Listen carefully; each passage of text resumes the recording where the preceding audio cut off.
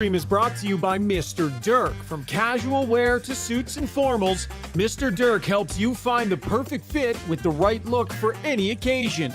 Step up your wardrobe at MrDirk.com.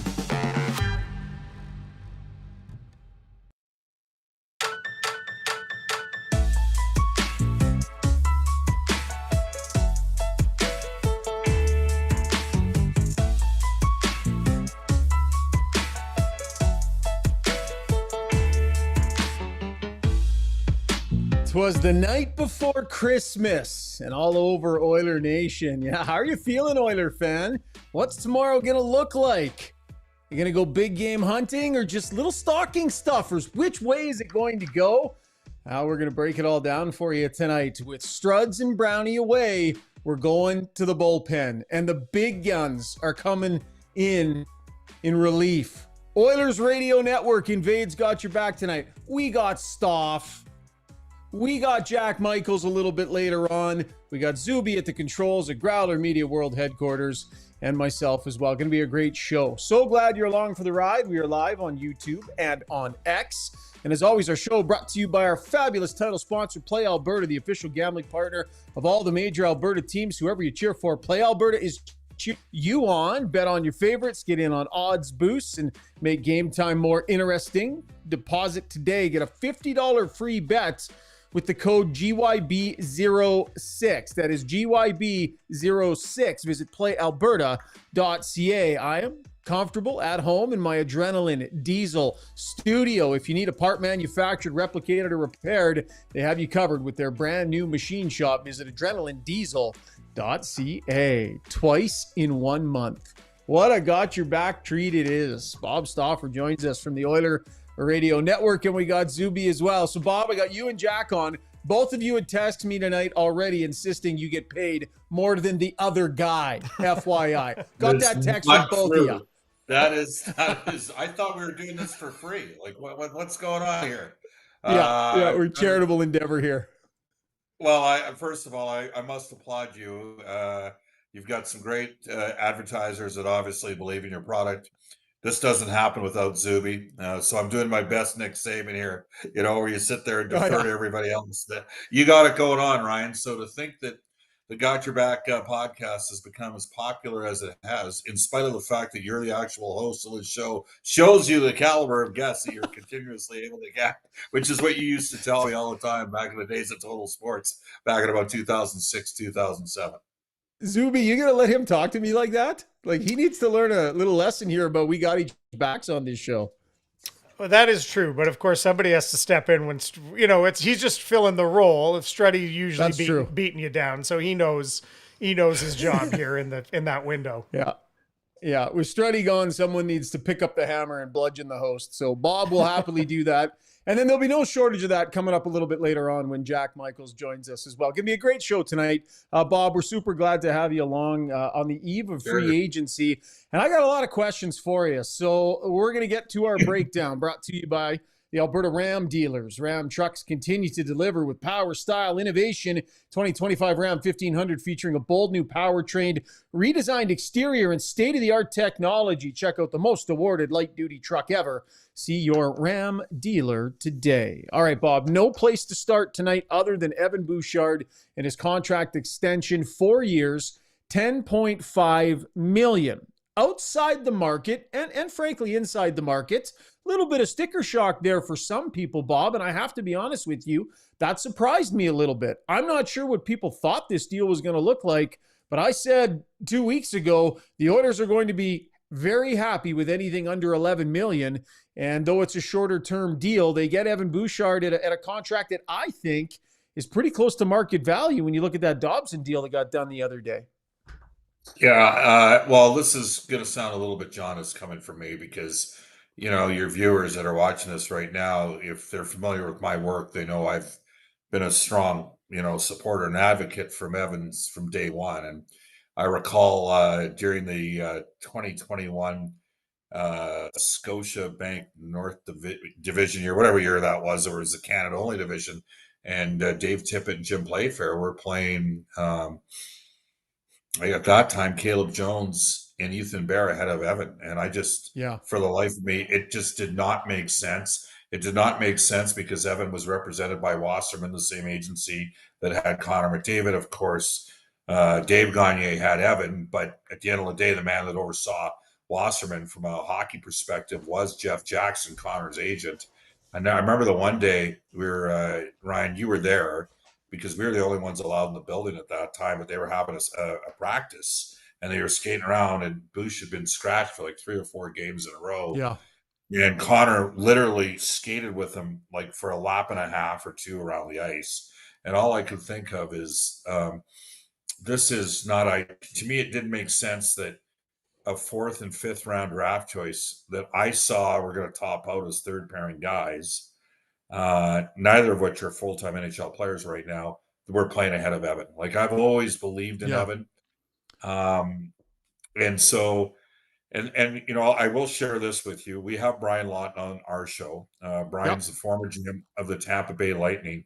He basically forced a trade of Andre Meseros to Tampa Bay from Ottawa because they were looking at offer sheeting him. Brian was the one that I sort of discussed along with Jerry Johansson last year on Broberg and Holloway starting in November. You and me talked about this multiple times at the arena. I thought there was going to be an offer sheet on Broberg. I'm here to tell you right now, Brian said probably a week and a half ago in Oilers now, and I concurred with him. We believe there was going to be an offer sheet on Bouchard.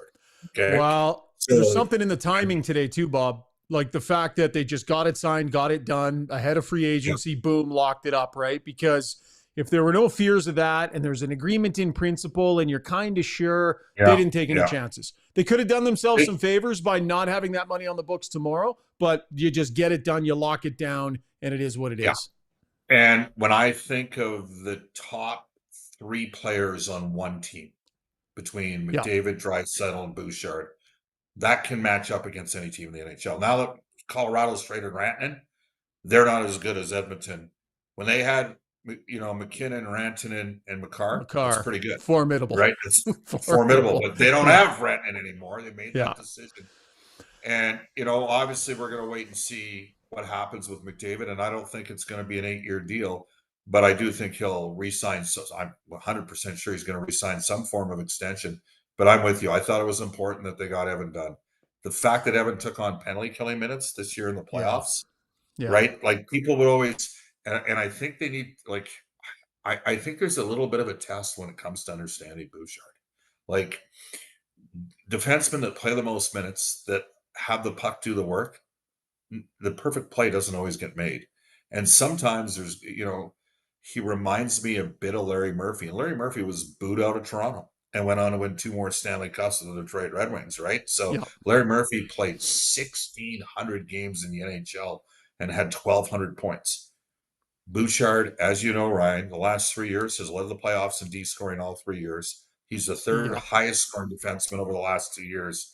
He was always going to get paid. And I actually think the Oilers did. It's going to sound, hey, you're a homer, you work for the club, but I think they did some good work here getting them done for 4 years. What do you think an 8-year deal would have cost, Bob? Am I nuts to suggest that the dollars that Bouchard's camp realistically would have or could have been looking at on an 8-year deal, when you think of where the cap's going to be in 6 years, right?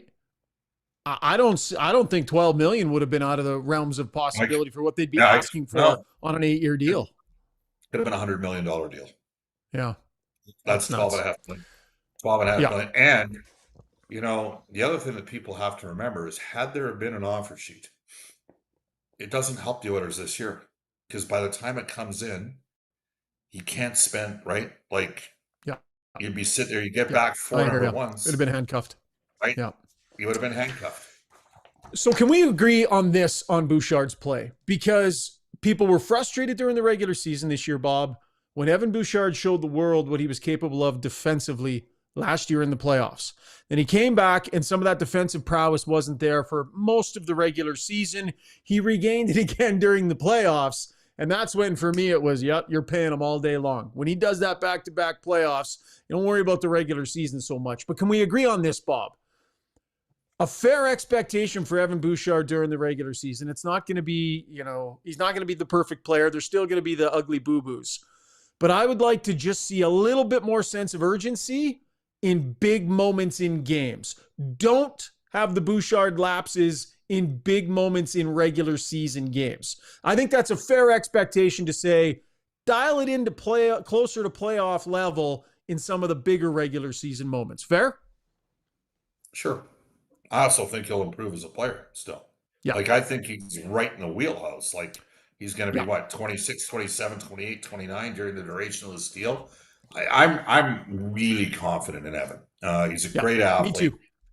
And he can play big minutes. The advanced, like, one of the, I asked a lot, what about Carolina?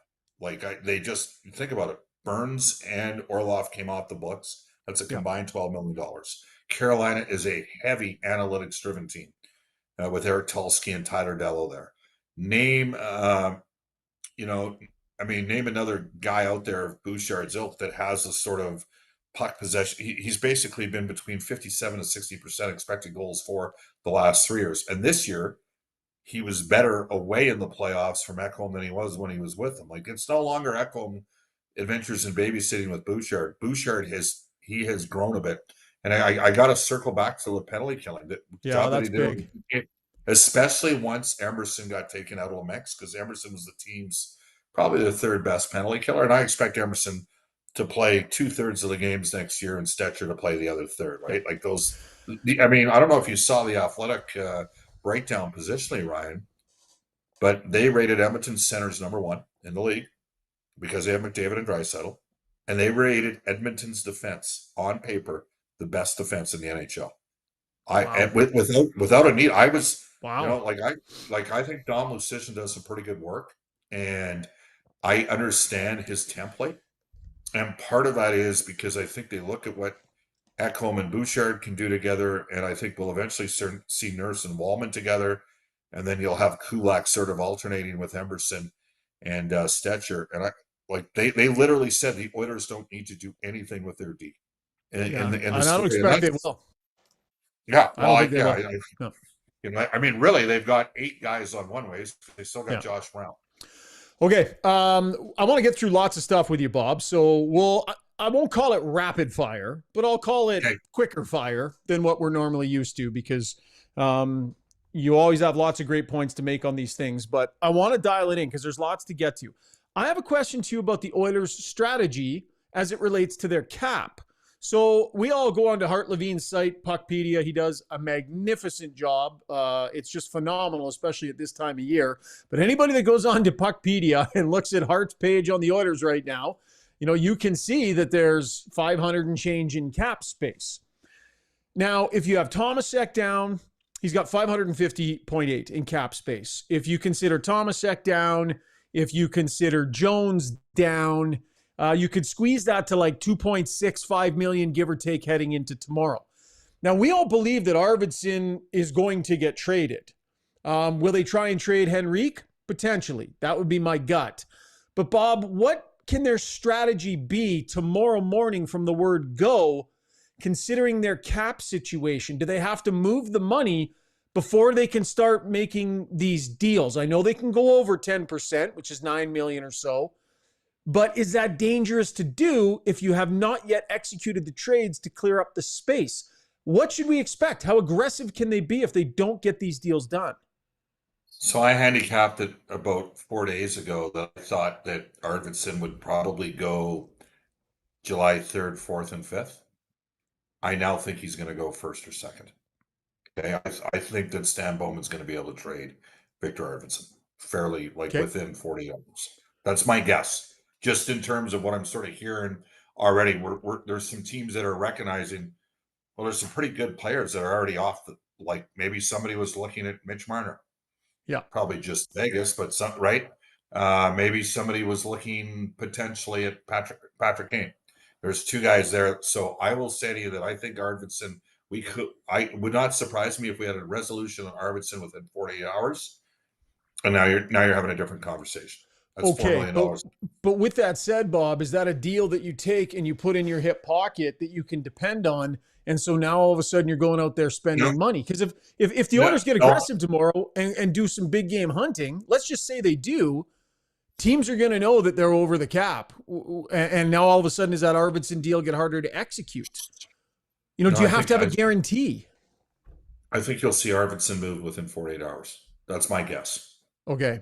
But, I mean, if the Oilers want to be in on any of the guys that we think are bigger names, and we can go there next. So let's actually just get to that, Bob. Let's talk about needs, in particular in the top 6.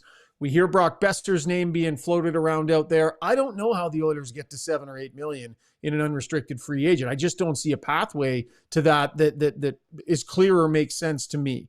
I would think that if they're trying to fill a need in their top 6, it's going to have to be in the like 4 to 5.5 range, Bob.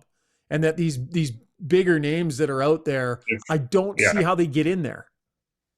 It's only one way they get in there, and that involves Henrique. And Henrique is a center who can also play left wing. I don't know if you need, like, put it this way. I do expect Arvidsson to go in the next 48 hours. I ultimately do not think Henrique's going to get traded. I think that Henrique's also, he's a little bit part of their group. Like in Victor's case, it just didn't work out. In Evander Kane's case, it was probably time, right? But in Victor's case, it didn't work out. I think they'll be open-minded. Kurt Overhart's the agent for Victor. He's got Matthias Ekholm as well. I think that'll resolve itself shortly. I don't think Henrique gets moved. And I think as a result, he has the full no move, and he can play center. Can never have enough centers. So, like, we might see Frederick start at center, and maybe Henrique on the left wing. And I actually think Henrique can contribute. And I think that it puts you in a position where you can get a $3 million guy. So, I will say this. I don't think the Oilers would have to go to 7 to get Besser. Ben Hankinson has Besser. Yeah, I wonder whether or not it's so appealing. It's so appealing that maybe we're talking in the 6s. I could be completely out to lunch. Like, I do think he could get 7.5 times 2 years on a good team, but I'm not convinced the Oilers would have to go all the way there. Times how many years did you say?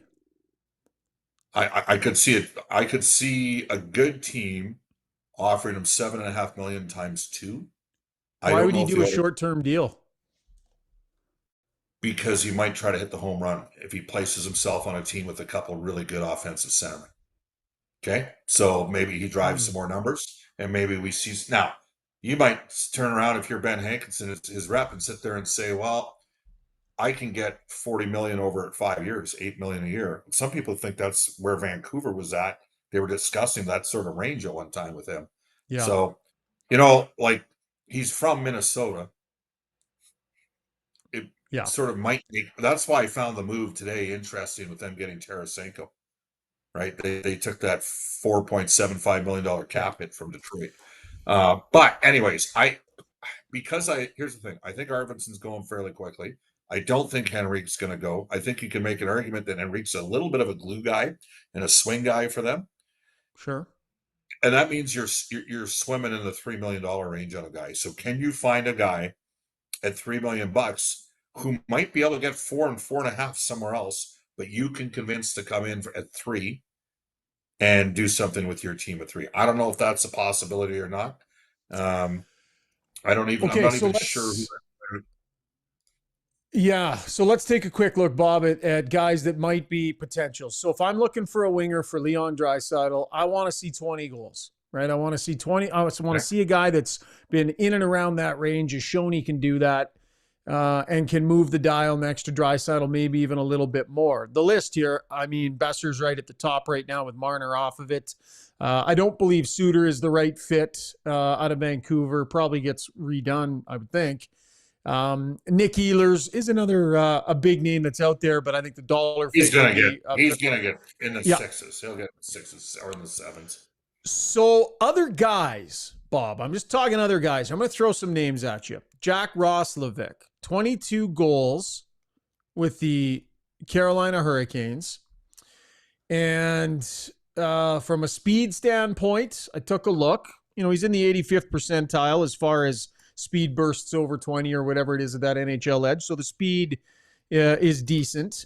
Not necessarily what you would consider to be your top 6 guy necessarily. Hasn't traditionally been, but for the minutes played and the production 39 points, but 22 goals. Does he move the needle for you, or is he a tweener?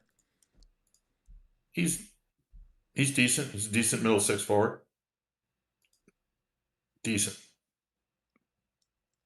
Any interest there for you? He's decent. Give me a couple other names. All right. You're wanting me to move off of him, which is oddly suspicious. What else we got? Well, Dodonov had 20, but, I'm not sure. I don't know if that's necessarily the right fit either. Adam Gaudette had 19 with pretty limited minutes. And again, thinking about these guys as top six forwards seems strange, yet Leon Draisaitl has this way of turning 7, 8, 9 forwards into, 5 and 6 forwards. I mean, Gaudette wasn't in the NHL 2 years ago, right? He had a good year last year. Yeah. I think but I think you can respectfully, you might be able to do a little better than that. Yeah. Yeah, and then as you roll down the list, I mean, you kind of run out of guys pretty quick that you think have that 20-goal potential. Oh, there's Corey Perry, who had 19. Don't know if you knew that, but that's probably going the other way.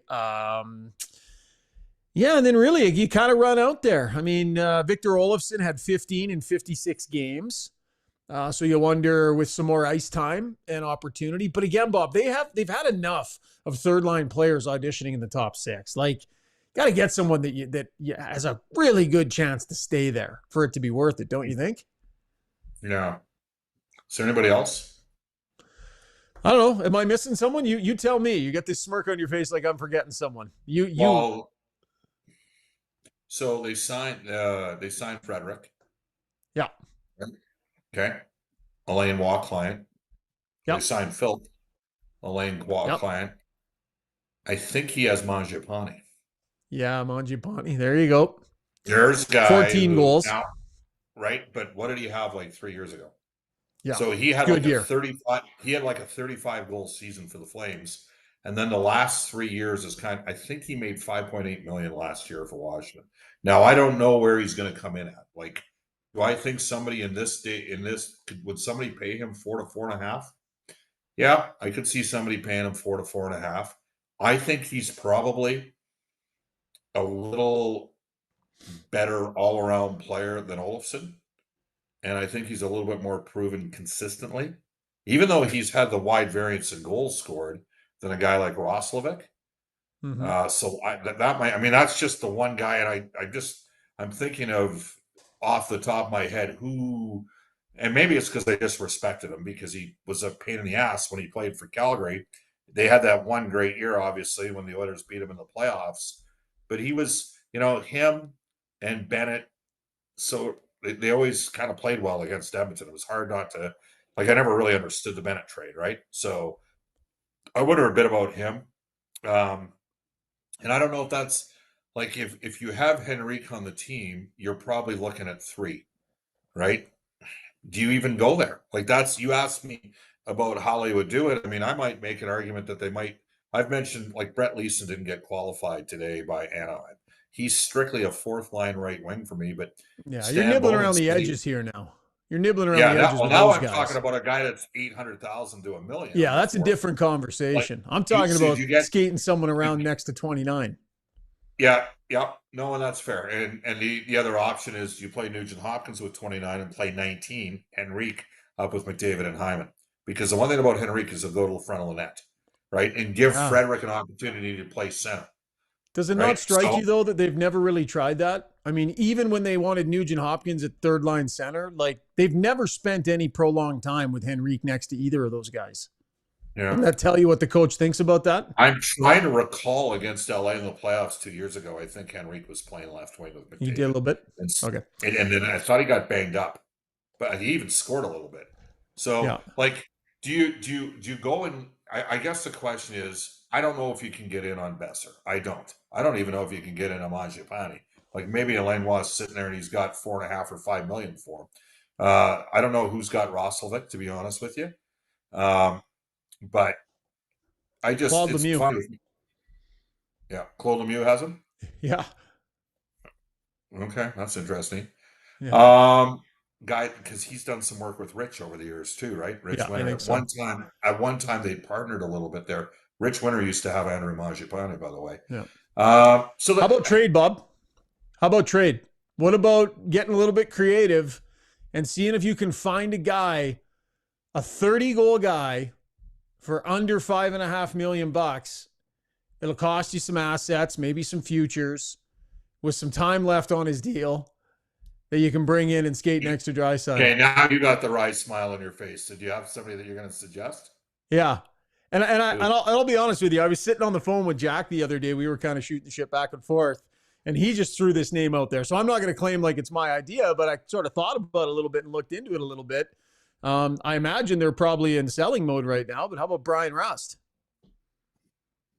Yeah, you mentioned him to me too. They are in selling mode.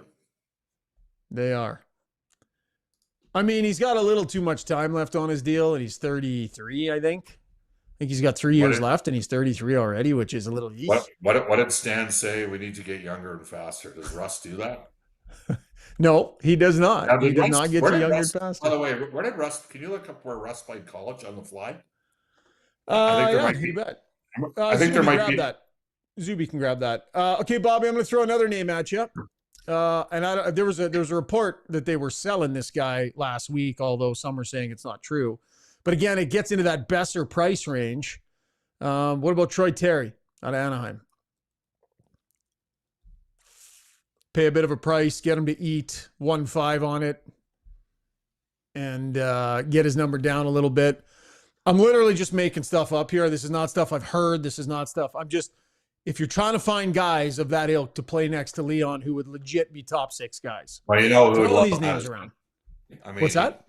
Adam Henrique would. I've met Troy Terry at the Joey in Newport, which is run by Darren Getty, Don Getty's son, who ran all the Joey in Edmonton for years.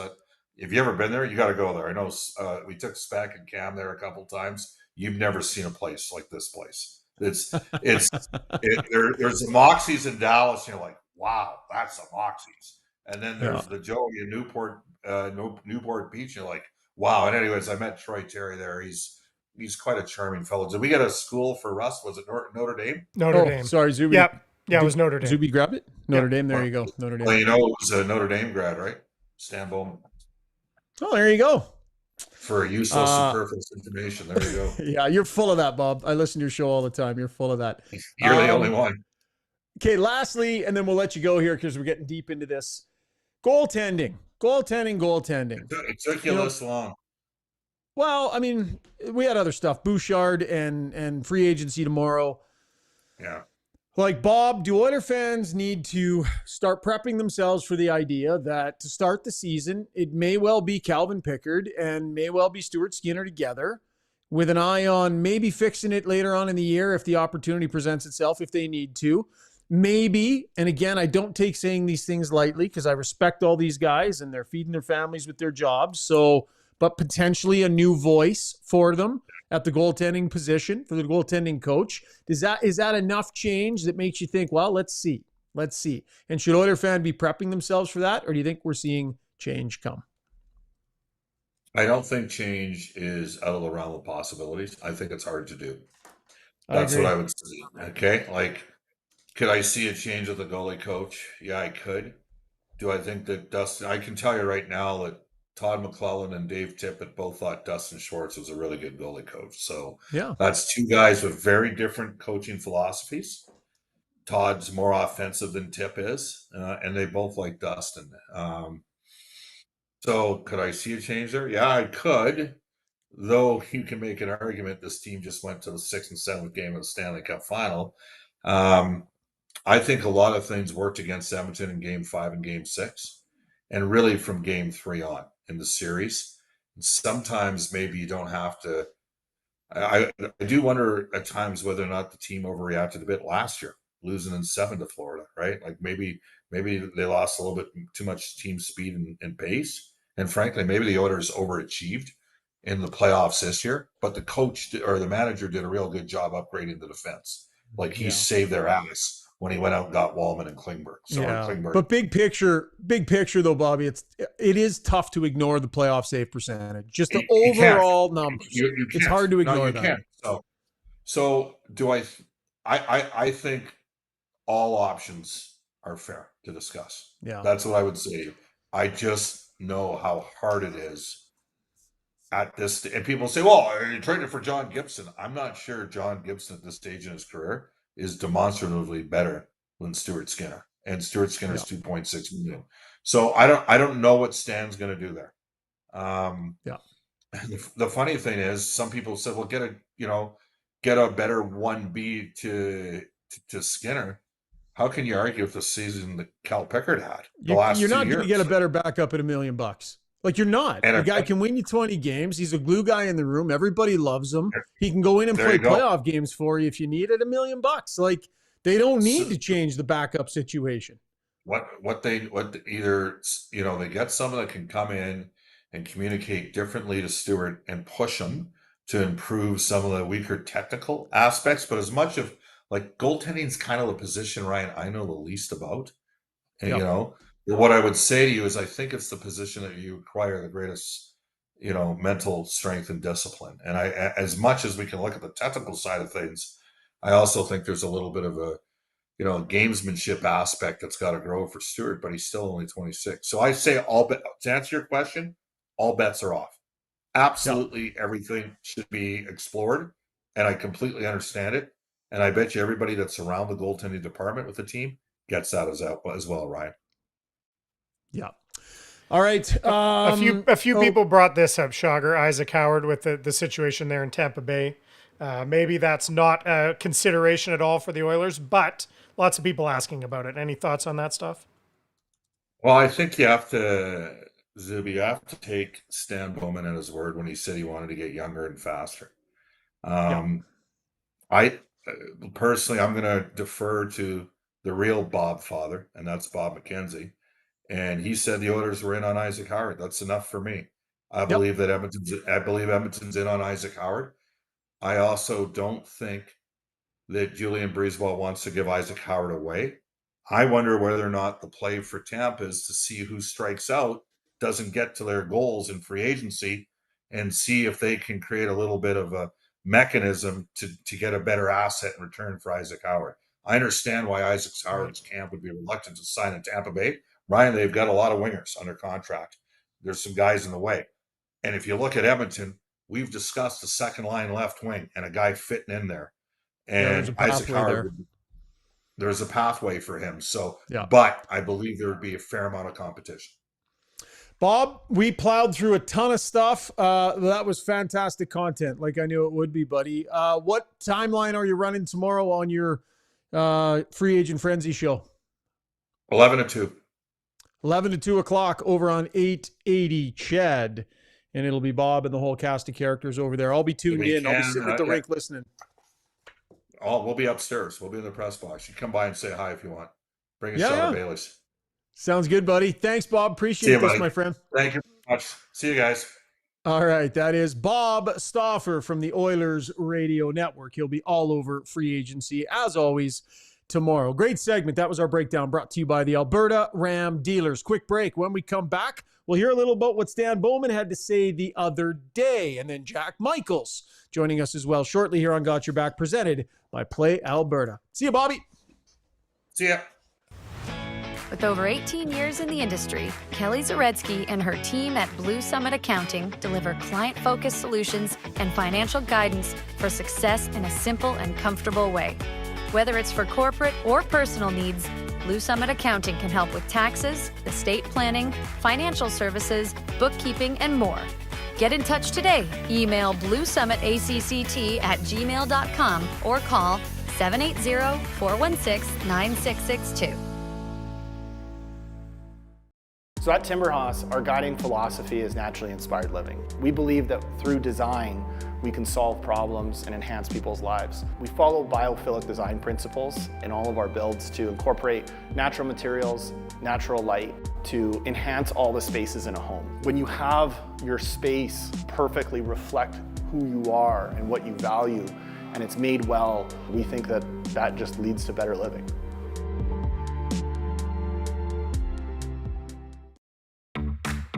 Choosing the right health and dental coverage can feel overwhelming, but Alberta Blue Cross is here to make it simple. Their user-friendly website features a free quote tool to guide you through choosing your plan, or you can chat directly with one of their specialists for personalized help.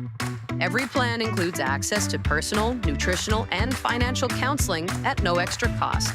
Visit ab.bluecross.ca/personal to learn more.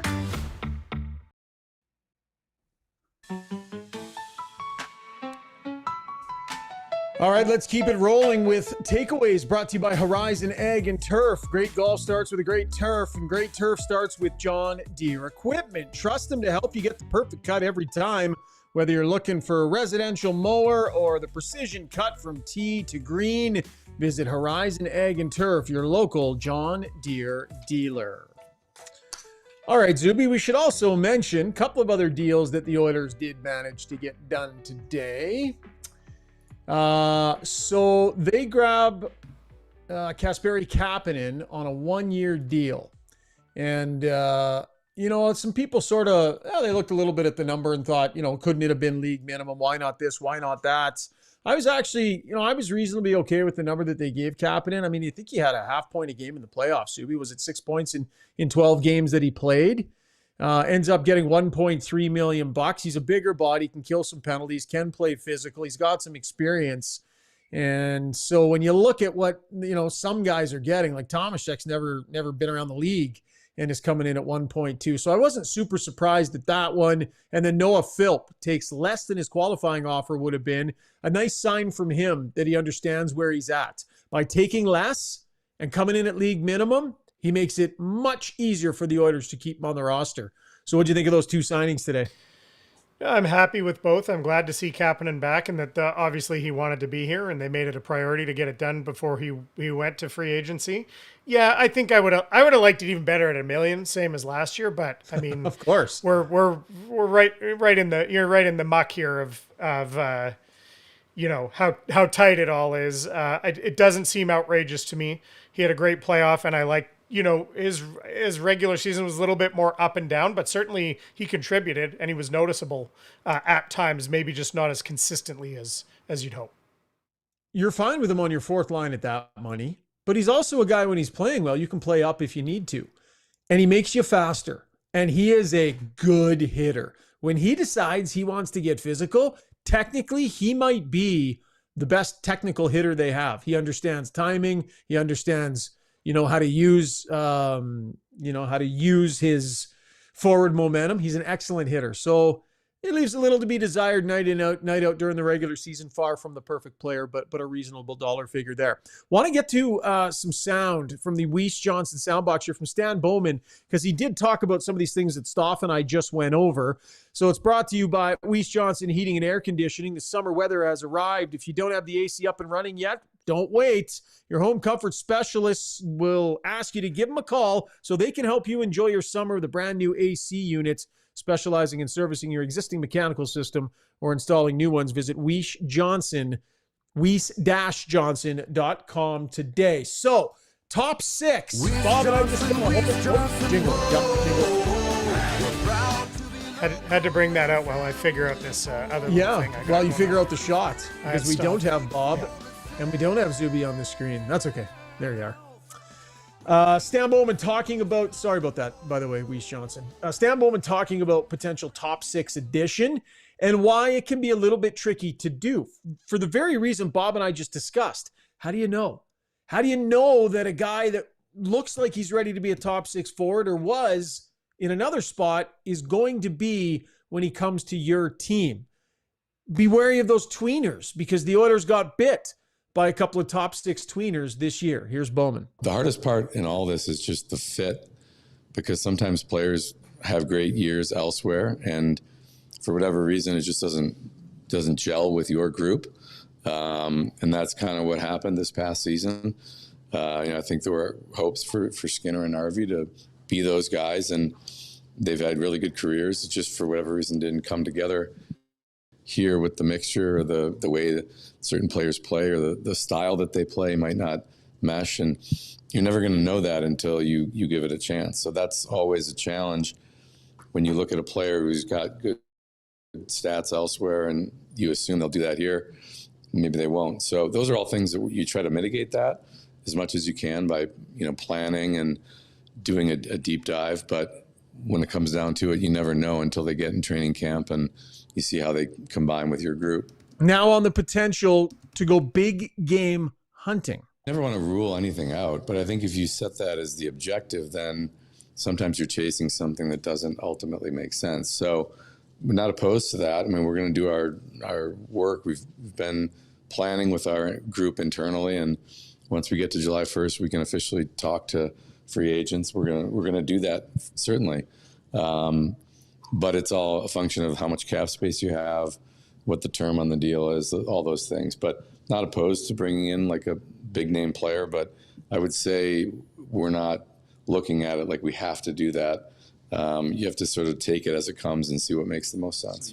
So Zuby, as the voice of the fan, the resident voice of the fan here on the show, and we'll throw up our YouTube poll here as well, because this is kind of what we're going to drive at in our DeBoer's Golf Shop and Fitting Center YouTube poll. What do you think the average fan is out there expecting tomorrow, Zuby? Think they're realistic, or you think they're expecting big fish?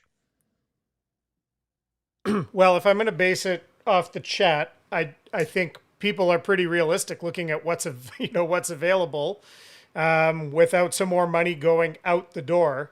So I don't think there's many people expecting the big game hunting, even though the talk is out there, the Besser talk is out there. Mangiapane would be not as big of a number.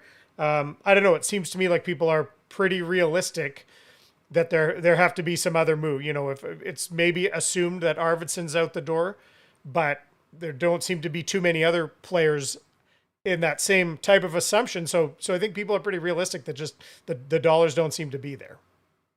Knockout Panda says, I would rather not big game hunt. So Knockout Panda wanting a little bit more of a reserved approach. Quaddy comes in and says, not expecting much. And T Tomco 11 says, we're very realistic.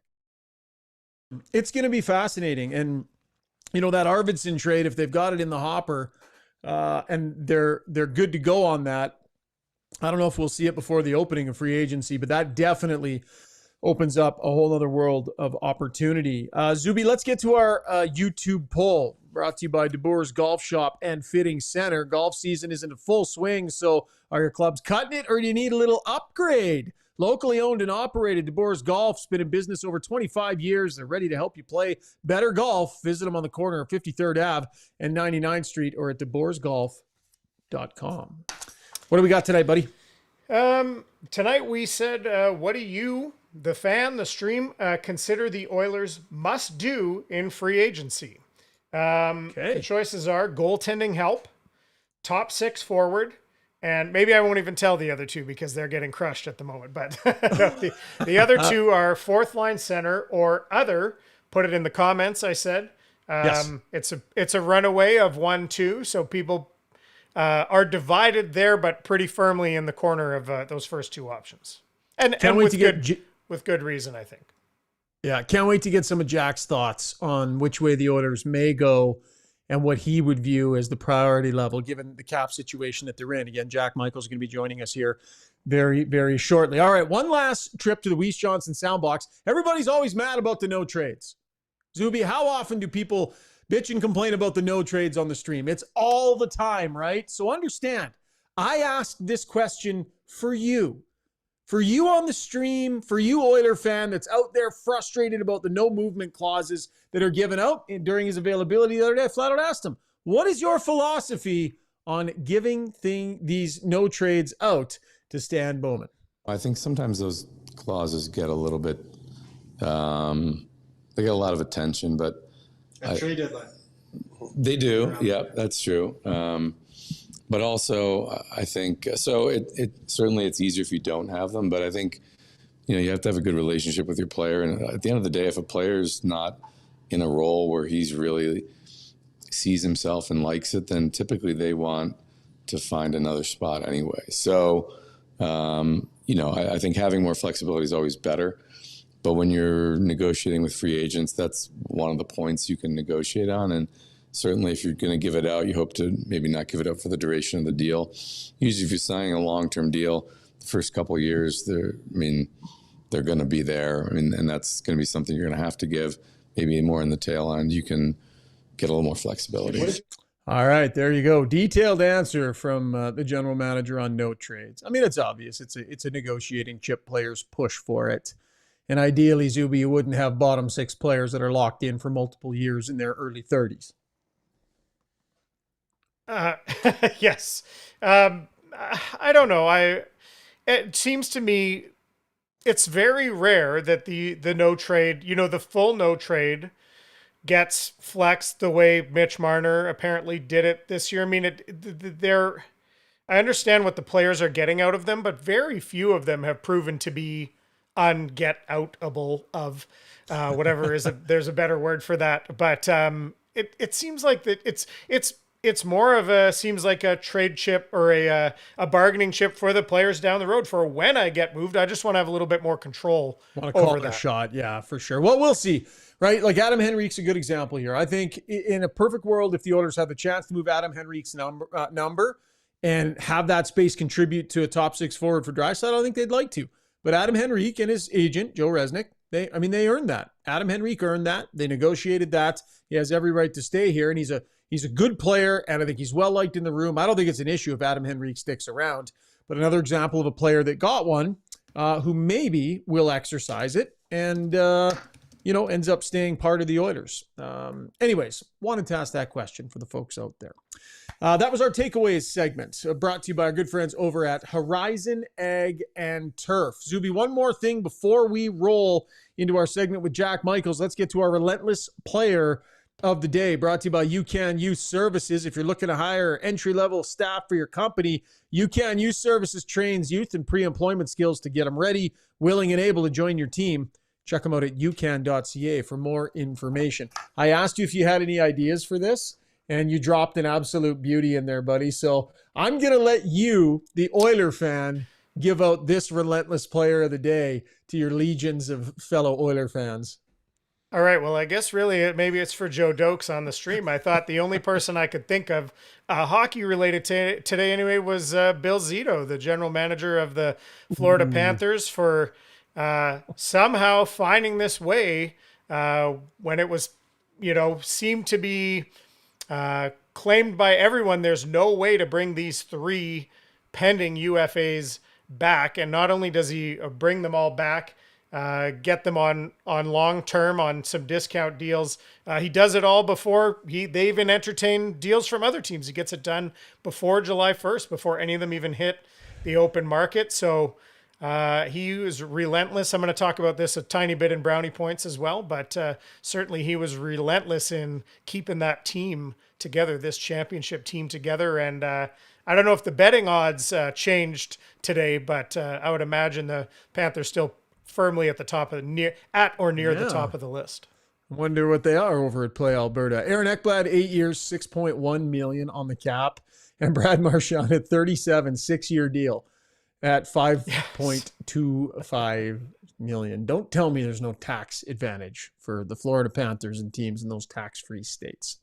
All right, that was our relentless player, brought to you by UCAN Youth Services. Quick break. When we come back from the Oilers Radio Network, he is the yin to Bob's yang. Jack Michaels will join us here on Got Your Back. Stay with us. Join over 250,000 Canadians who have upgraded to Canada's best mattress. Douglas is proudly made in Canada and ships directly to your door for free. Douglas is easy to set up. Enjoy perfectly balanced comfort and an easy-to-clean machine washable cover. Get a free sleep bundle with your Douglas mattress. Try risk-free for 365 nights. Get your Douglas mattress today. If you're considering a vinyl fence, don't be fooled by cheap marketplace imitations. Get top quality vinyl fence from a trusted company with 20 years in the industry. With locations in Calgary and Edmonton, check out dlrvinylproducts.ca. Ready to go all in this season? Mr. Dirk's got you covered with express on-site tailoring, a wide selection of craftsman-made suits, sport coats, and casual staples for every occasion. Score big with Mr. Dirk. We've always got your back. Visit us off White Ave, south of 102nd Street, or browse online at mrdirk.com.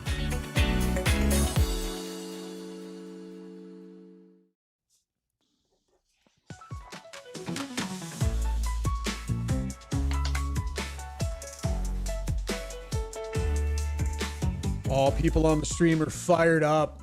Never before have we had the Bob and the Jack on the same show. Got you back with an 880 Chet invasion tonight.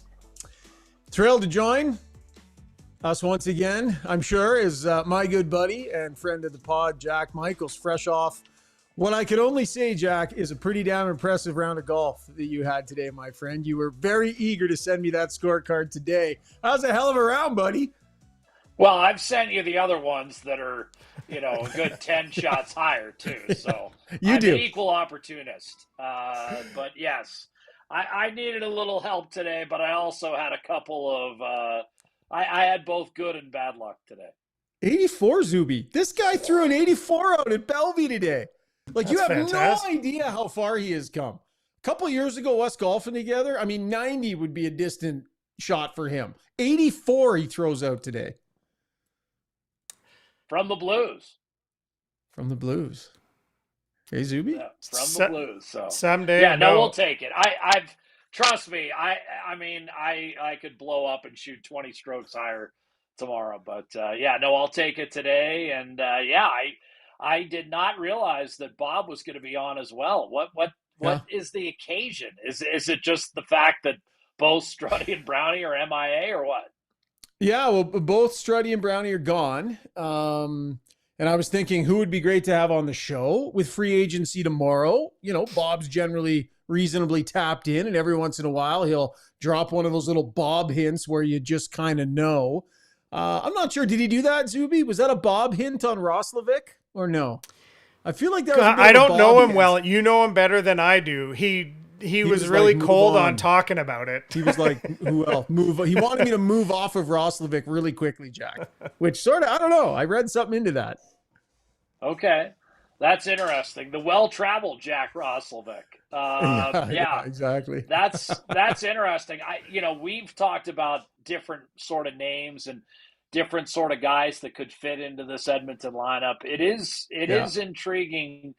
For me, the big story about free agency is will they take a huge swing and try to get Leon a massive upgrade on one of the two. And I will pause you right there because we're going to dig into that coming up in the next couple of segments. But right now, Jack, you kind of joined us for the clown show part of the pod. This is where Brownie and Struds honk on their clown noses and we do a little bit of lighter fare. I wanted to have you along for this because it's always, a little more serious when we have you on. But this is a little segment we like to call Brownie Points. And we always roll the fun music, Zuby. Brownie Points. Brought to you by Hamel's Premium Jerky. Did you know the ultimate game day snack? Canadian owned and operated. Opened in 1962 right here in Alberta. Support Canadian business. Take part in their June special. $97.29 for 3 pounds of jerky. And as always, for shipping Alberta wide, visit albertajerky.com to see more. All right, with Brownie away, Zuby steps in with his edition of Zuby Points tonight. Zuby, have at it.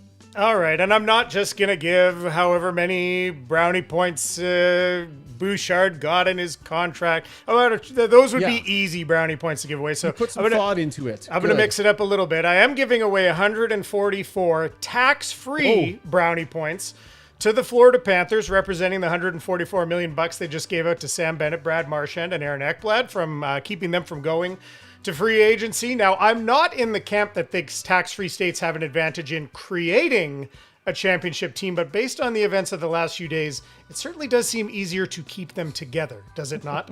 In honor of Matt Blom, I got 3 Nanaimo bars to give to each of the guys in the crowded crease of the Vancouver Canucks. Rumors of an impending contract extension for Thatcher Demko would meet one of those other guys, Lankinen or Sheloves. Surely will be joining another NHL team in the next year or two.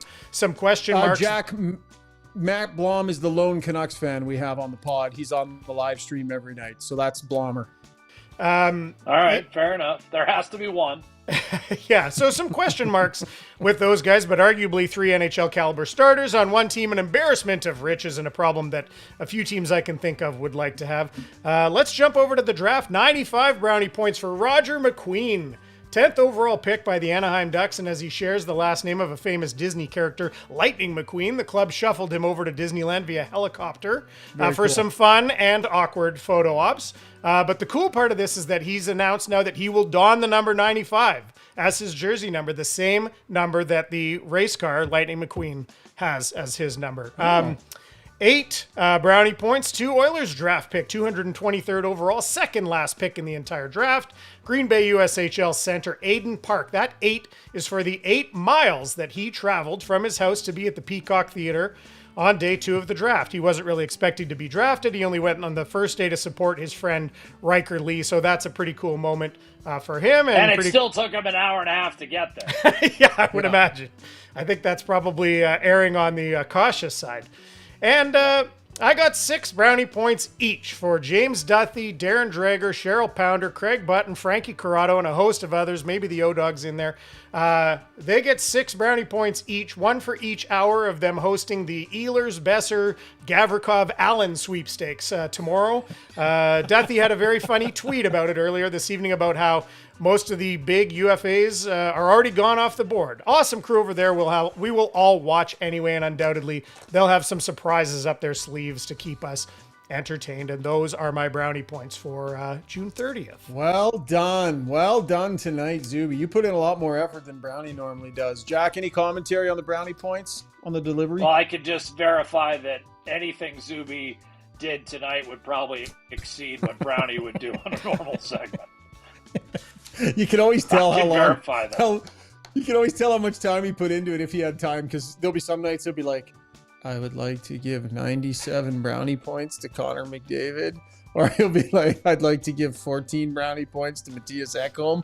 And then other times he'll have really leaned into it and put a lot of thought into it. So Zuby, a fine effort tonight. Notable that given another opportunity, you still are not giving me any individual brownie points. I gave you 1,000 last show, points. and the first thing you did was you were upset about that. No, you shared them. They were joint brownie points between you and me. I was want 1,000 my own. each. Was 1,000 each? Jack Brownie will not give me brownie points. No matter what I do, good, bad, could break the biggest trade of the year, he will not give me brownie points. He makes a point of not giving me any brownie points.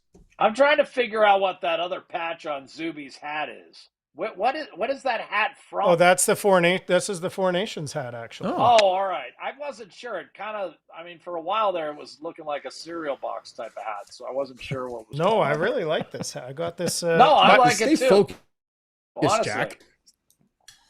Squirrel. Okay, that was brownie points brought to you by Hamel's Premium Jerky. Struddy's World. Roll the animation, Zoobs. When you make a mistake, heads should roll. It's not right. And I'm here. Someone has to put their foot down. Now that I say it out loud, it does sound a little crazy. Gotta look good.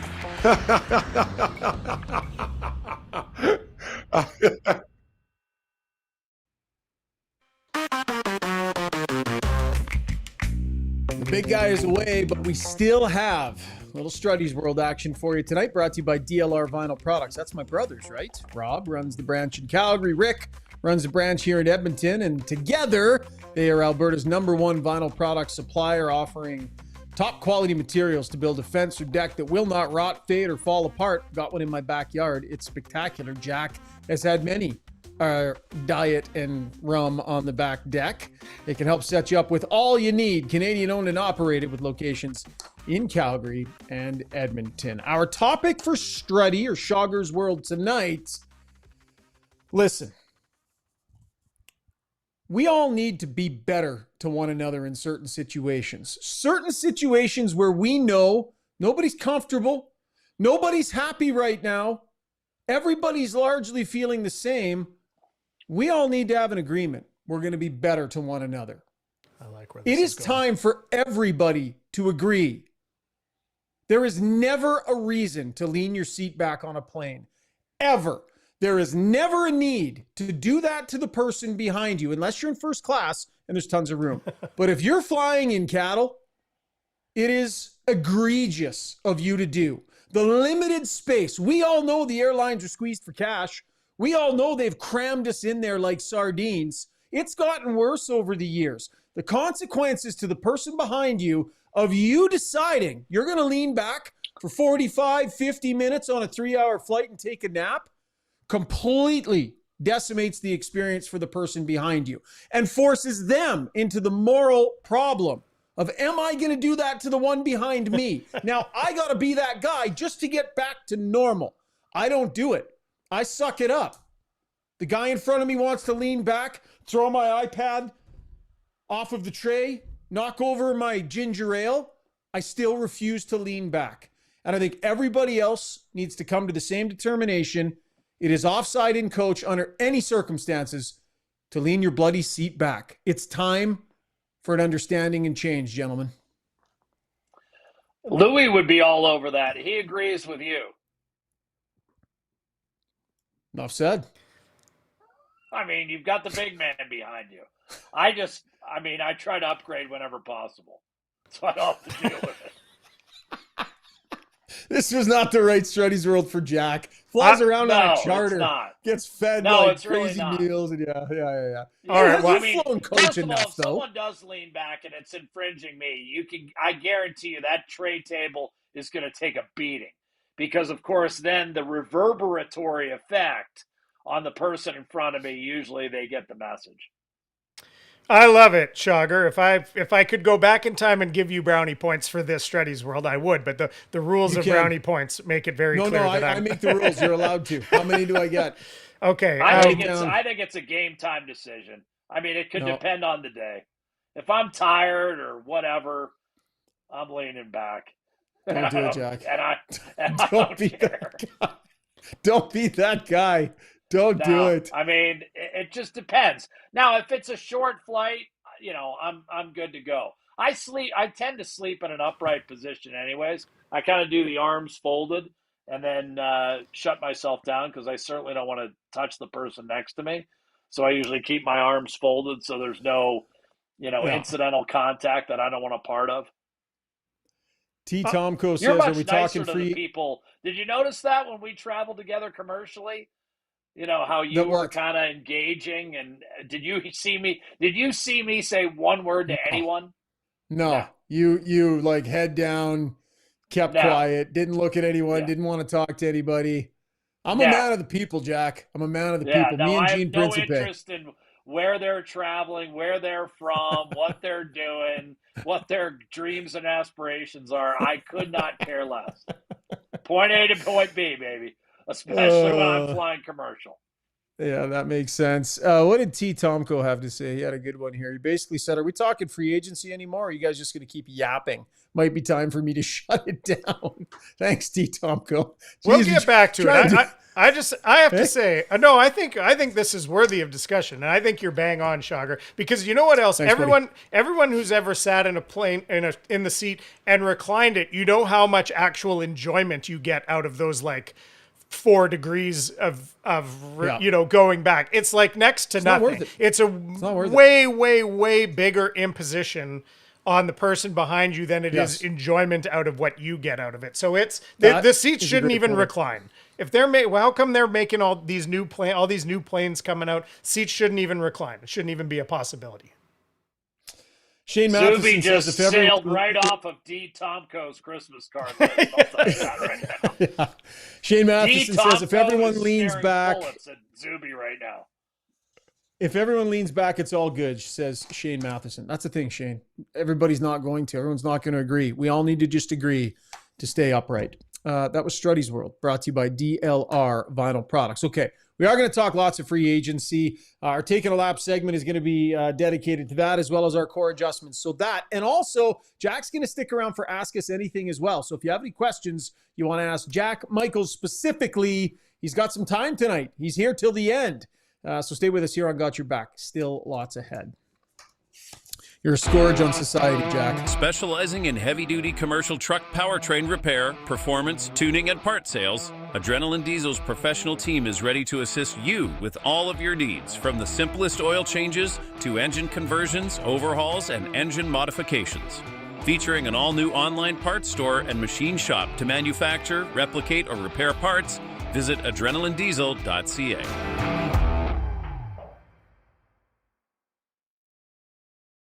At Gallery Dental, we believe in blending exceptional care with artistry to create the perfect smile for you.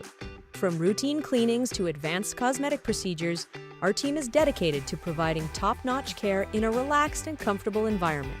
With state-of-the-art technology and a passion for perfection, we ensure that every visit is a positive experience. Join the Gallery Dental family and let us help you achieve a smile that you'll love to show off. Contact us today at secolanddentistry.com.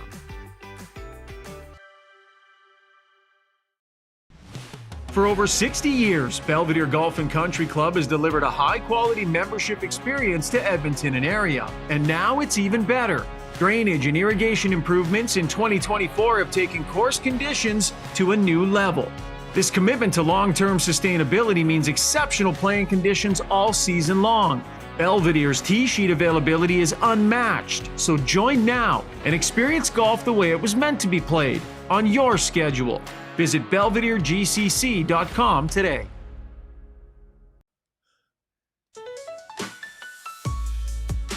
All right.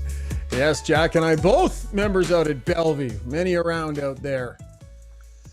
All right, time now to take a lap, brought to you by Acon. If you're a skilled tradesperson or construction pro looking for work in Western Canada, they want to hear from you. One of Canada's original industrial contractors building some of the largest multi-year projects in Western Canada. You can be part of it. Fire a resume at them. trades@acon.com is the email address. Once again, that is trades@acon.com. Join the Acon team and start building what matters today. All right, Jack, we are on the precipice of free agency. Chat a little bit about this stuff with Stauf. Really interested in your perspective here, Jack, on the priority list. And it's part of our YouTube poll tonight as well, which we will get to. So there isn't a lot of cap space, but let's imagine a world where they can move Arvidsson, and I don't know if Henrique will happen or not, but let's say they can carve out a little extra cap space here. How high a priority do you think it is for them to try and add something into their top six alongside one of Leon Draisaitl or Connor McDavid? For me, it'd be their number one priority. I think realistically, what are you going to do with the defense, right? I mean, people are always talking about, Edmonton has 7 defensemen under contract. I mean, there's not a position open there. I don't even think there's a position open for John Klingberg. If they, even if they wanted to bring him back, where are you going to put him? I don't see that, being a situation. The goaltending is intriguing to me to some degree, but, John Gibson, who, may have been the best talent out there, although, I have questions about a guy who's left 20 games over the last 4 years. I don't know what deal is to be made. I mean, Zuby's talking about the contract extension rumor that's out there for Thatcher Demko. The only disagreement I'd have, with what Zuby said is I'm not sure Arturs Shilovs is a bona fide, NHL starter at this point. I don't think he's at that level at all. But if Demko is not in play, and even if he was, the likelihood that Vancouver would be willing to trade him inside the division, I don't know. So, I think it goes right to the top 6. Absolutely. I think getting a legitimate score in the top 6 along the lines of what they did when they brought in Evander Kane in 2022. At that time, Evander Kane was a top 6, not a top 9 player. And so, at that particular point in time, I think he had just turned 31 years old and was still very much in his physical prime. Now it's a different situation. But I absolutely think since Kane has moved out, you've got to, in my opinion, the number one priority would be to look at a real top 6. And, I don't think there's going to be a lot of teams with that lethal third line that Florida possesses. I don't, and I think you have the roots of a pretty solid third line. If Fredericks at center and Henrique slides over to the left side, and your fourth line has some amalgamation of, a Max Jones and Matthias Janmark, then I think your top 6 is absolutely a priority. And I think a bona fide sniper to play with Draisaitl works well because you've still got a meat and potatoes guy in your top six in Vasily Podkolzin, in my opinion. So that would be my number one priority if I were running the Edmonton Oilers, more so than the goaltending, because the other thing that this year for me reminds me a little bit of, quite frankly, is the summer of 22. And it was a weak goaltending free agent market. I said at the time, that's a big swing considering what he's actually accomplished in Jack Campbell, and it did not work out. That was something that I first guessed at the time. I was not, spinning, and it had nothing to do with anything off the ice. It had to do with what Jack Campbell had actually accomplished on the ice. I had some real concerns about, going to that dollar figure in that term. I think it had more to do with the, quite frankly, lack of depth in that goaltending free agent market in 2022. And I would say the same holds true this year. And I'm not sure that this summer is the summer to take a big swing in that area. And I think, quite frankly, Stan Bowman has some reservations about it as well. 100%. You listen to him talk. And even back at the trade deadline, Jack, when we were asking him that question, I think part of his reticence to do something was the lack of a clear-cut option that he felt he knew in his heart would be an actual upgrade. Like, you're better off to make sure, than to do something that's just kind of change for the sake of change, especially since Skinner, I mean, you can make the argument, like, I know the save percentage hasn't been good enough, and I know that he's lost the net, but he's also learned from his mistakes, and he's also outdueled some pretty good goalies over the course of a playoff series. So it's not like Skinner's not even in the ballpark. I mean, Skinner's there, but I think it would be incumbent upon them by the start of playoffs next year to have an opportunity to find a higher level, right? Have somebody else there who there's potential that they can find a higher level than what Skinner has shown he's got, so that there's less chance the Oilers get beat in a goaltending matchup in a Stanley Cup final like that. Like just somebody that gives them that opportunity in tandem with Skinner. Well, for me, the only guy out there right now, and it doesn't sound like he's going to be out there for long, would be Thatcher Demko. And that's theoretical. I mean, again, just like John Gibson, with respect to his tendency to, leave the net, especially in losing causes, I think there's some reliability issues. I mean, one of the things that makes Connor McDavid and Leon Draisaitl, elite top 5 players in the league is their durability. I mean, these are guys that don't play 60 games a year. They usually play between 75 and 80. I mean, this was a down year as far as games played are concerned for Leon Draisaitl. I think he missed more games this year than he had the previous 5 years combined. And that's the concern I'd have with Thatcher Demko, is he's got real knee issues. And, we haven't seen, Thatcher Demko at full capability since the first half of the 23-24 season, where he gave the Canucks some runway that eventually led to a division title. But I'd agree with you. I think, sometimes the market dictates a size of a contract. And I think it absolutely did that year with Jack Campbell. I do not think in another year Jack Campbell gets anywhere close to that kind of deal. But he happened to come up as an unrestricted free agent in the right year. And I think Jake Allen and, a few other guys are probably looking at the similar type of situation. But, is it an act of desperation, especially when you consider that not just Stuart Skinner, but Calvin Pickard outplayed Adin Hill. Calvin Pickard outplayed, for that matter, outplayed Darcy Kemper. He outplayed him.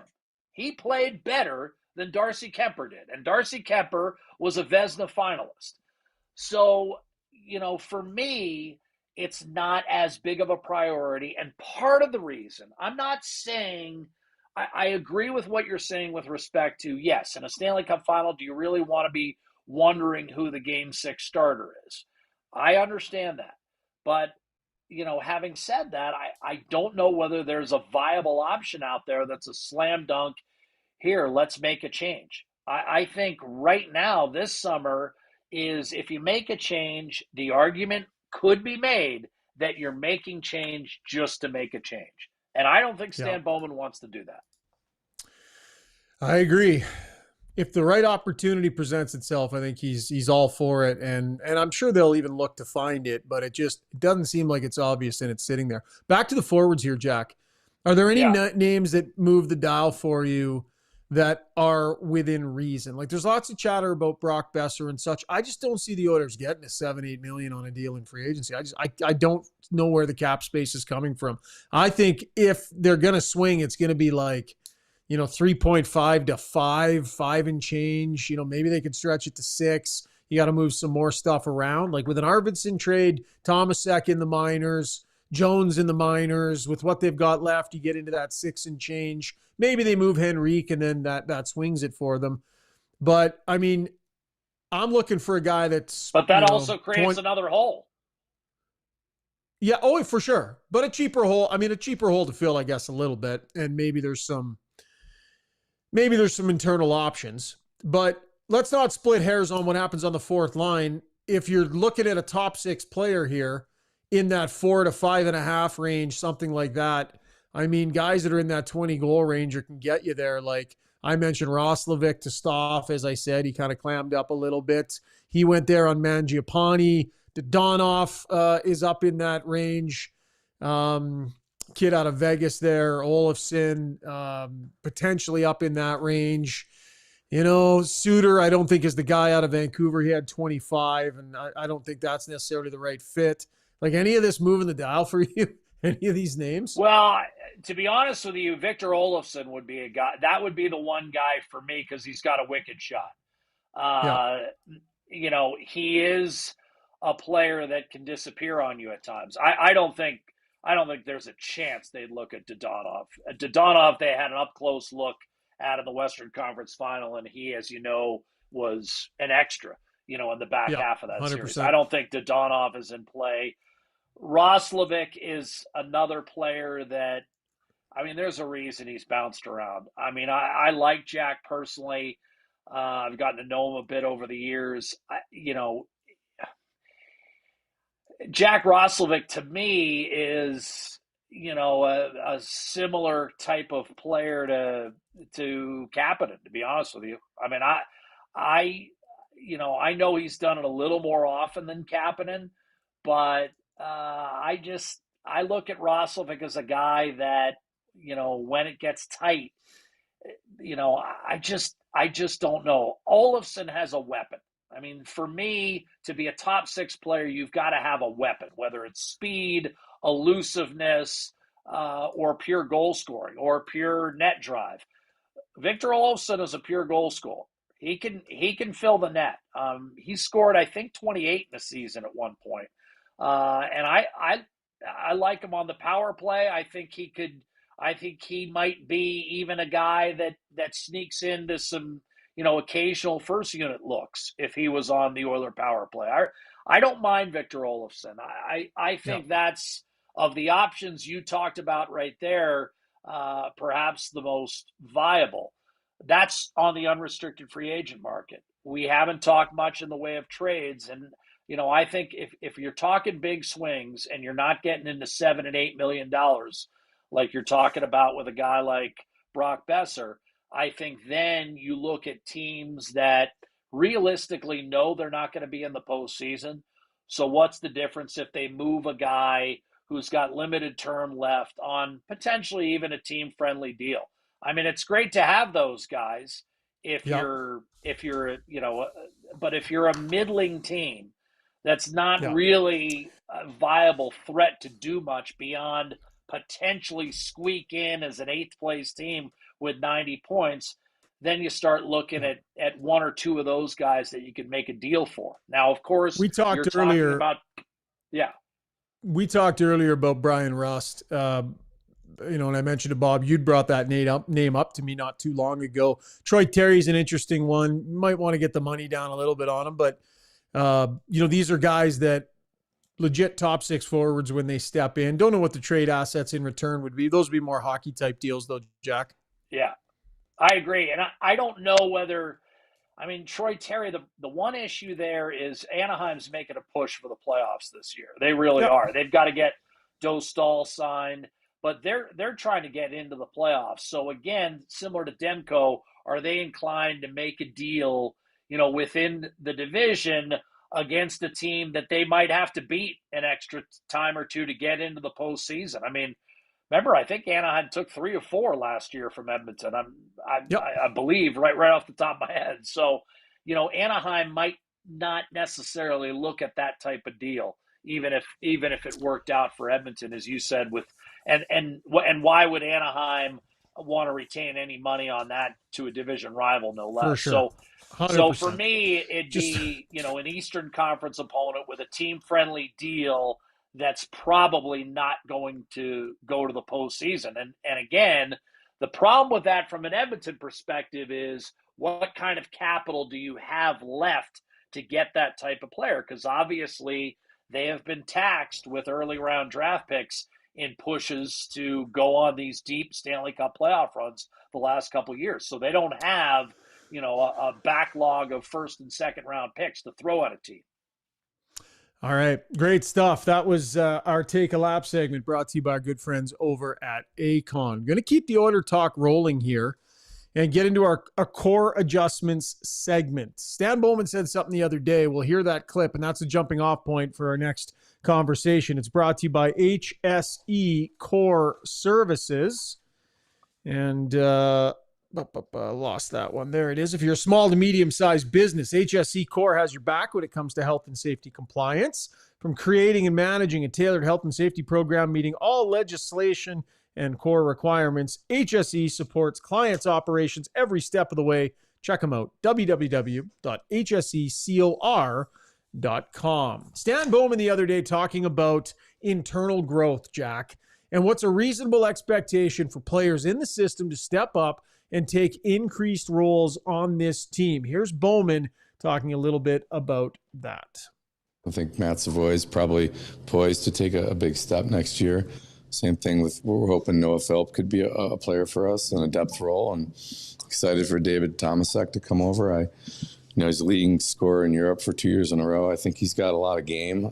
He's not familiar to the fans or maybe to you guys yet, but he brings a unique skill set as a big righty, plays center and plays wing. I think he's going to give us something that we could really use, a boost. I mean, he's not a young player, but he's a new player to the NHL. So I think having some new faces from within or within the organization is going to be a nice option as well. Jack, what's realistic with each of these guys? Maybe start with Matty Savoy.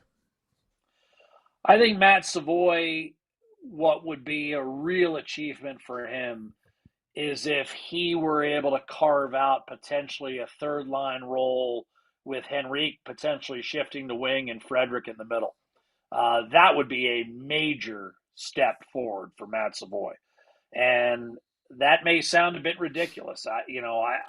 Can he take that big of a step? He certainly had a good year in the American Hockey League. In the NHL, he had moments. I think Leon Draisaitl in particular, recognized that there was some game there with Matt Savoy. But can you do it over the 82-game haul at the next level? I think for Matt Savoy to earn a position with the Edmonton Oilers, any position, let alone third line right wing, would be a major step forward. I think that Stan Bowman dearly hopes that Noah Philp can lay claim to that fourth line center spot. He's a right-handed shot. Go ahead. Hold on Philp. Let's just have a bit more of a discussion here on Savoy. So, okay. Jack, I believe that he's going to get every opportunity to skate next to Draisaitl in training camp and exhibition. And I think they're going to give this player a look in the top 6 in the early going. I talked a couple of weeks ago on this show about how, with this young player, if they want to give this a look, then give it a look. Actually give it a look. Don't let it be one exhibition game and pull them. Don't let it, give them an opportunity to be there. And it'll be tougher with a shorter exhibition schedule when that ends up happening. But my point is that, he's supposed to be a top 6 forward eventually. They've got space there. Give him a legitimate look. And if he ends up falling back into a third line scenario, then that's fine. That would still be a huge win. But I think they need to start him there and give him that look. Oh, I think they will start him there. I'm just saying what's realistic.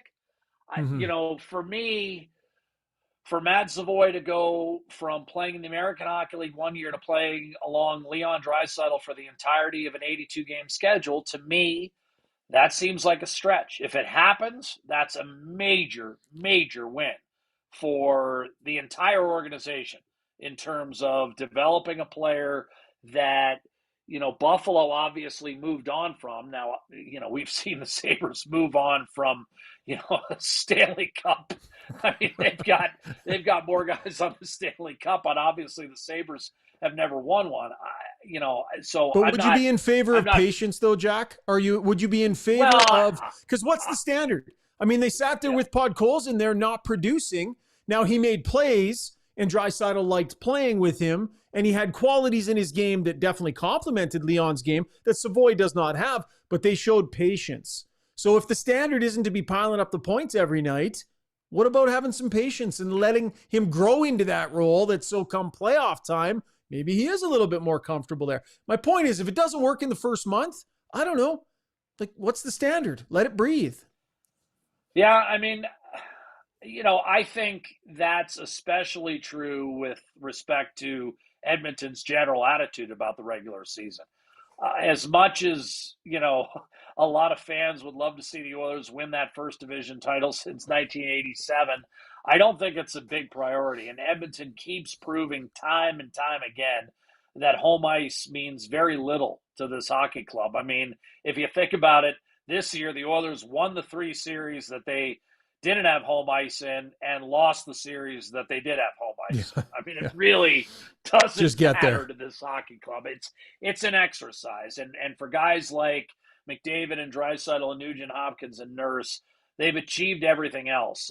You know, they've probably gone as far as they're going to go, you know, in terms of individual seasons. I don't know. I mean, is Nugent Hopkins ever going to eclipse 37 goals, 104 points? Is Darnell Nurse ever going to score 16 goals in 56 games again? I don't know.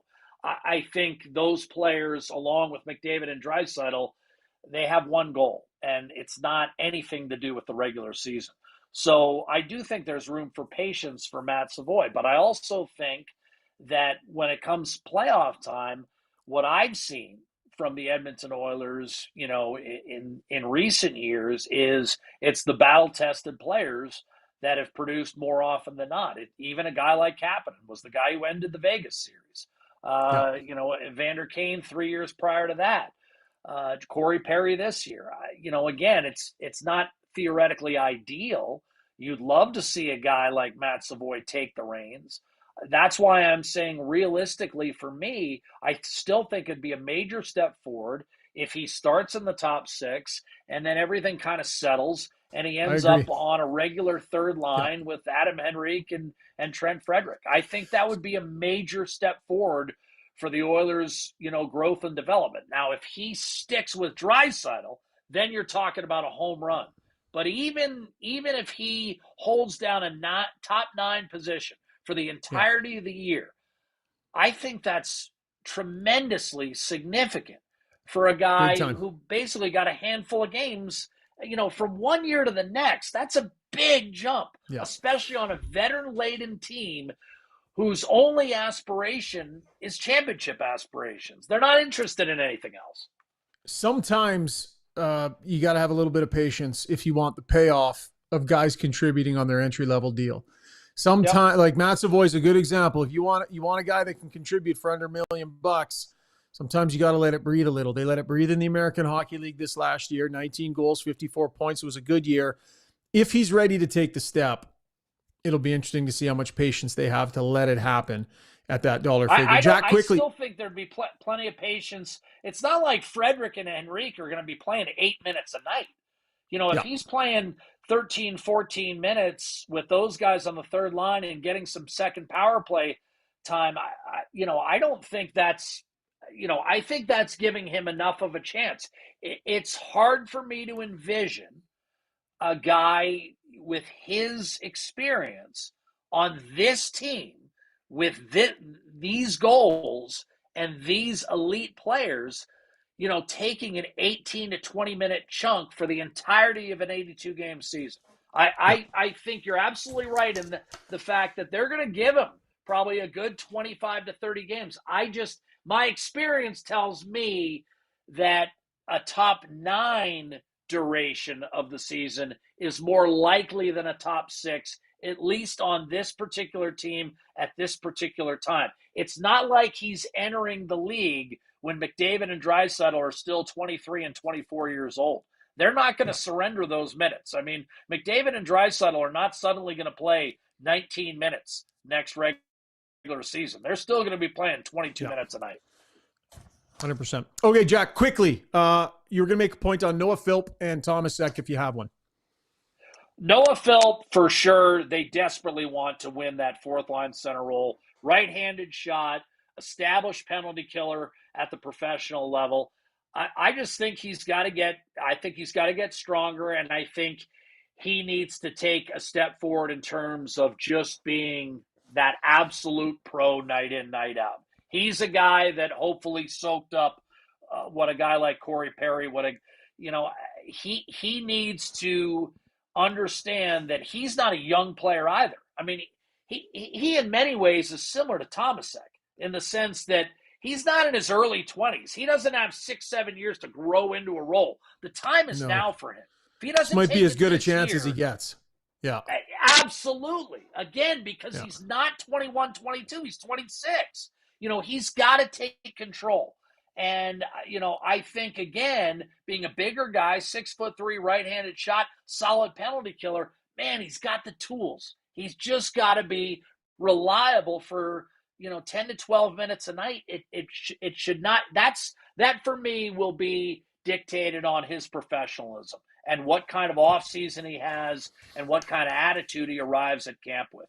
He's got to understand – very similar to what Kasperi Kapanen did upon being claimed by waivers with St. Louis. In many ways, you're exactly right. It's either a last chance or it's good of a chance as he's ever going to get to be a full-time NHL regular and to do it in a place that he's familiar with. And on, again, it's a privilege to be on this team. It's a privilege to play 75 to 80 games for this team because there's loaded. There's not a lot of spots floating out there. As far as Thomasek, I would be lying if I told you I knew a ton about this player. I know what the numbers say, and the numbers say he's been the leading scorer in Europe for the last 2 seasons. If his game has any kind of translation, it's a found player. It's, the equivalent of what, originally Vancouver discovered with Andrei Kuzmenko, a veteran from Europe who stepped right in. I think Kuzmenko had 39 goals his first year. I mean, if Thomasek gave you half of that, you'd be over the moon. So again, for him, this is his one shot. And again, he's coming to a championship caliber club. I don't know what that means to him in light of what he's achieved over in Europe over the last decade. But if he ever wanted to play in the NHL, he's getting an opportunity, I think, along with a few other guys. Like we talked about Savoy. He's a guy that if he produces right away, again, a home run would be if all of a sudden he's getting some top 6 minutes from time to time. That would be a massive home run. I think he's got a shot. I think he'll be given an opportunity to play with some skilled players because that's what he's been doing in Europe. You don't bring him over here to play 6 minutes a night. Yeah. All right, great stuff. That was our core adjustments brought to you by HSE Core Services. Reminder for Ask Us Anything. If you got any questions for Jack specifically, fire them in. Zuby's keeping track of them. And let's get to our Ask Us Anything segment brought to you by BJ Electric Supplies. Founded in 1976. They're a full-line distributor providing quality wholesale electrical products for use in industrial, commercial, and residential settings. Proudly owned and operated in Edmonton. Great local company. Check them out at bjelectric.ca. And before we get to these, Zuby, you want to hop in and wrap up our poll tonight, buddy? I do. I want to get you back first. But, yep. Well, that's okay. Take a second. Our YouTube poll brought to you by DeBoer's Golf Shop and Fitting Center. Zuby editing on the fly. There you go. There I am. I have that somewhere. Let's see if this is the right shot. If it's not, Yes. Okay. Yeah. The poll. This was a runaway tonight, but not for one, for two. We know where the fans are on this one. What do you consider the Oilers must do in free agency? Top 6 forward, 55% of the vote. Goaltending help coming in second, 40% of the vote.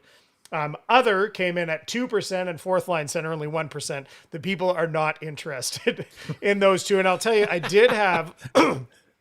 Pardon me, I did have one write-in vote for other, and that was Shane Matheson, and he said, create space for the trade deadline. That's his, Yes. That's his There you go. priority. He's thinking ahead already. He's looking forward to our trade deadline want? show. I mean, he wanted all this free agency talk. I assume he's got an opinion. He must have voted for one of the two, but throw it in there if it wasn't. Create space. There we go. All right, Zuby, what are the people asking tonight, buddy? All right, let's see if I can get back here. Okay, this one, a fella sent this on Twitter earlier, and I wanted to make sure I didn't forget this. So this was Chris Boonstra over on Twitter. He says, what is the ideal player for Dry's wing? Tried power forward, Kane Fogle Pods, tried small and gritty, Yamo Arvidsson, tried smart and skilled Skinner and Nuge, but nobody but Connor McDavid has stuck. So what are the actual characteristics you'd like to see in a player that the Oilers acquire for that spot? Who's the perfect guy if it's not, let's just say it's not Connor McDavid. And we try and rapid fire these in about 30 seconds, Jack, just FYI. I know you like to filibuster Yeah, I sometimes. mean, I would say Nugent Hopkins, it's not like he didn't stick. I mean, he did stick, but, you know, I mean, there's jockeying there, right? I mean, McDavid and Draisaitl, neither of them are like, oh, I don't want Nugent Hopkins on my line. Nugent Hopkins' intelligence is why both of those players want him on that line. Leon needs a guy that sees the game close to how he sees it. He is an incredibly intelligent player who relies on feel as much as anyone in the entire league. So you've got to have high hockey IQ with Leon Draisaitl, which is why Corey Perry was somehow able to play and keep up with McDavid and Draisaitl, because he knew where to go. I mean, how many tap-ins did Corey Perry have this year? It's not, it's, oh, that's as easy a goal as he'll score. Well, the reason it's easy is he got to the spot, knew when the pass was coming, and didn't butcher it. And that's what Draisaitl needs. He needs a finisher. And that's why, again, we were talking about UFAs. A Victor Olofsson, a guy who's going to put the puck in the net when Leon gives it to you, he doesn't want it back. He wants you to put it in the net. That's what Leon wants. Yeah, and it depends a little bit on where the lines land, right? Like if Nugent Hopkins ends up being a mainstay on Draisaitl's wing, then you maybe want the guy that can go and take care of some of those puck retrievals and such too, Jack. Maybe you want a little bit more of that type of energy on the line to go pull pucks out of there. If it's going to be, say, Zach Hyman, that long-term, who knows? Maybe he ends up with Leon Draisaitl. Well, now you maybe want a little bit more of an elegant player, like more Nugent Hopkins, like cerebral, right, that kind of thing. I think that they've already got Zach Hyman. I think that they've got Nugent Hopkins and potentially Savoy over the next 2 or 3 years. If you project out their top 6 over the next 3 years, I think if they plan on Savoy being in there, maybe the long-term deal they do with the next guy is someone that is a little bit more robust in nature, like Hyman, that could do a little bit of that digging, because they've already got the other 2 skill guys in Savoy and Nuge. Well, remember, you got Podkolzin to dig some pugs out on Draisaitl's line. That's always going to be a default position because Leon likes playing with him. And if Leon likes playing with you, he'll ask for you back if you move away from it during the course of the regular season. All right, we were 2.5 minutes on that one, Zuby. You gotta keep us accountable, Zuby. All right, well, here's a quick one. Abby, just doubling back on part of what you just talked about. Abby says, "Can we get Ryan and Jack's thoughts on Corey Perry?" So we've talked about him. It sounds like he's not going to be back, but do you want to handicap it? What's a percentage? I think most fans would like Corey Perry back with this team. What's a percentage like? I'll go 35% at this point, and I think it's 2 or 3 days into free agency. I think, it's probably about bonus structure. It's probably about what the total cap hit is. The Oilers don't have a lot of money to play with here. I think they've squeezed a lot out of him already, but I'm just not sure if they'll be able to get there on the total cap hit based on the bonuses, and maybe somebody else will be willing. Jack, what do you think? I'll go 50-50. I still think. I think Corey Perry, Adam Henrique took a little less. I think Corey Perry found a bit of a home here. I think he appreciates the reverence for which McDavid and Draisaitl hold him under. I mean, that means something. When you're 40 years old in this league, you want to play for an organization that appreciates what you've brought to the league for 20 years. And I think Edmonton has shown him that. I think it's a toss-up whether or not Corey Perry will be back. I'm not getting so much on the negative train as far as that goes. And I know what's out there, but I still think there's at least a 1 and 2 shot. Okay, I'm going to indulge this. Somebody, Mo, on the chat, Mo has been very insistent about asking this question, so I'm going to let you guys, you can take it any way you want. He says, why isn't considering moving Nurse an option? I won't go into the rest of that, but it doesn't really get talked about. He has obviously a no movement clause. Is it just that? Is it the no movement clause? Is it the salary, the relationships? Why does that not seem to even be, I would say, among media, a topic of conversation or considered to be an option, Jack? Well, I think number one, the length of the contract. Number two, the dollars involved.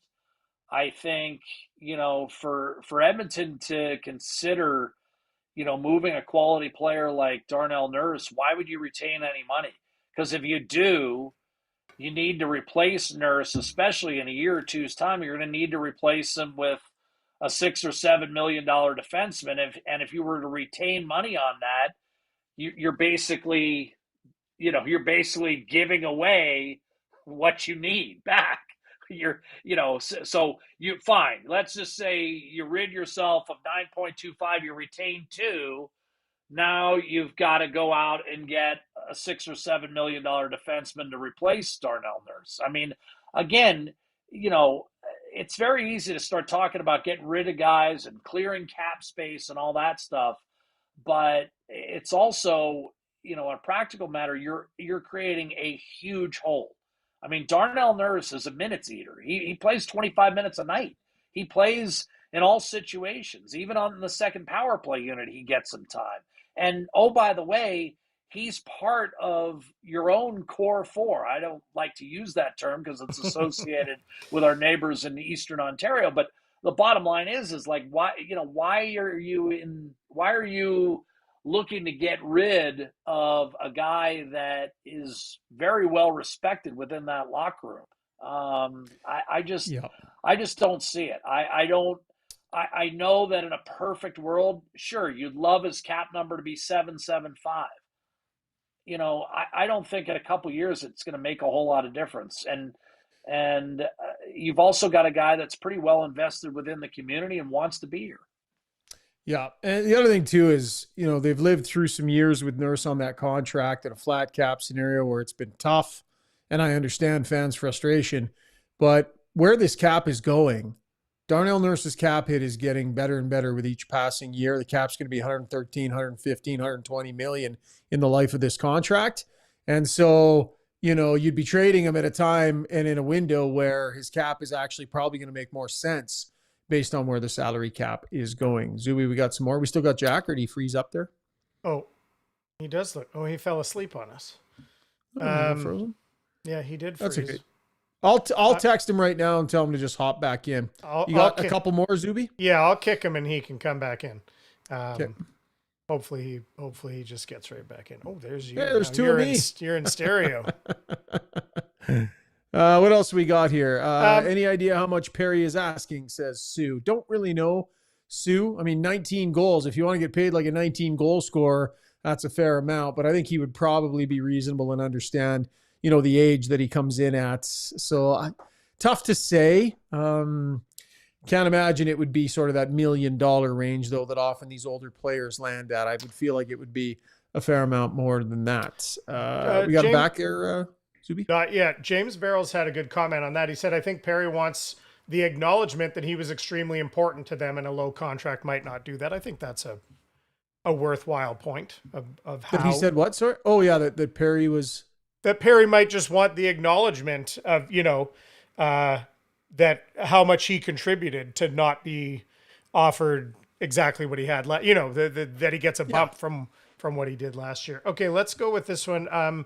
Gabriella C said, can we see the Oilers actually changing their power play next year and allowing a second unit to play? We know Struddy's head would explode hearing this question. He'd be all over it. But do you think that factors into something they'll be looking at this offseason, Sugar? Yeah. So I'm just going to text Jack real quick here.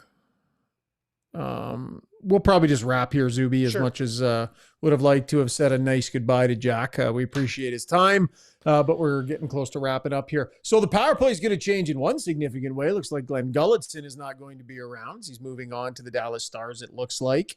So there'll be some adjustments there. I mean, I don't know that you're ever going to get away from 97 and 29 when you need a goal going on and taking as much time as they need to, until they're tired to get opportunities. Now, could we see, oh, there he is. Could we see, look at this guy. He's back. Hey, we got you back. We're just talking about the Oiler power play, Jack, and if there's some potential. Yeah. Struds has always pushed for it to be more, for the second unit to get a little bit more time. I'm just in the middle of making the point that 97 and 29 are always going to take their time out there. But could we see some new players, some different players getting looks at the midpoint of the power play, or maybe, Hyman swaps off and the new top six forward goes on. And importantly, Jack, a new power play coach, it's looking like too.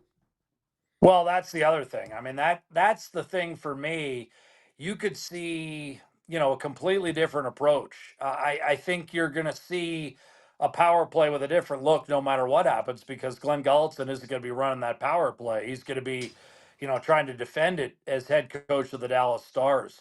And absolutely, it's, the road hockey aspect of it. You're bringing in a guy who might have a completely different plan. I think Glenn Gulletson, got a lot out of Connor McDavid and Leon Draisaitl by deferring to their world-class talent. But the next guy might have a different idea altogether. Not necessarily my way or the highway, but, a different sort of structure with an entirely different set of, options.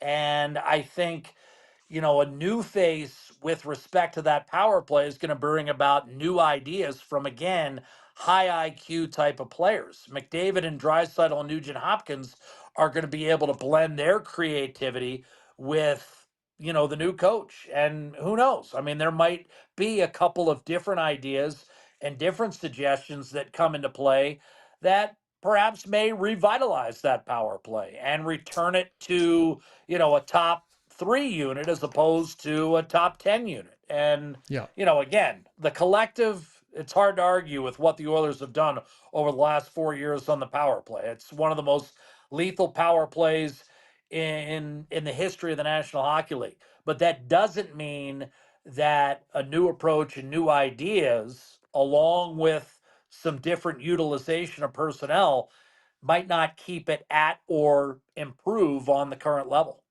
Yeah, for sure. All right, Zuby, we got time for one more, buddy. Last one specific to Jack, and then we'll just put a button on it with one other one. Penner's Pancakes wants to know, Jack, what's your favorite building in the league? Let's say other than Rogers Place, and what's your number one go-to restaurant? Let's say on the road as well.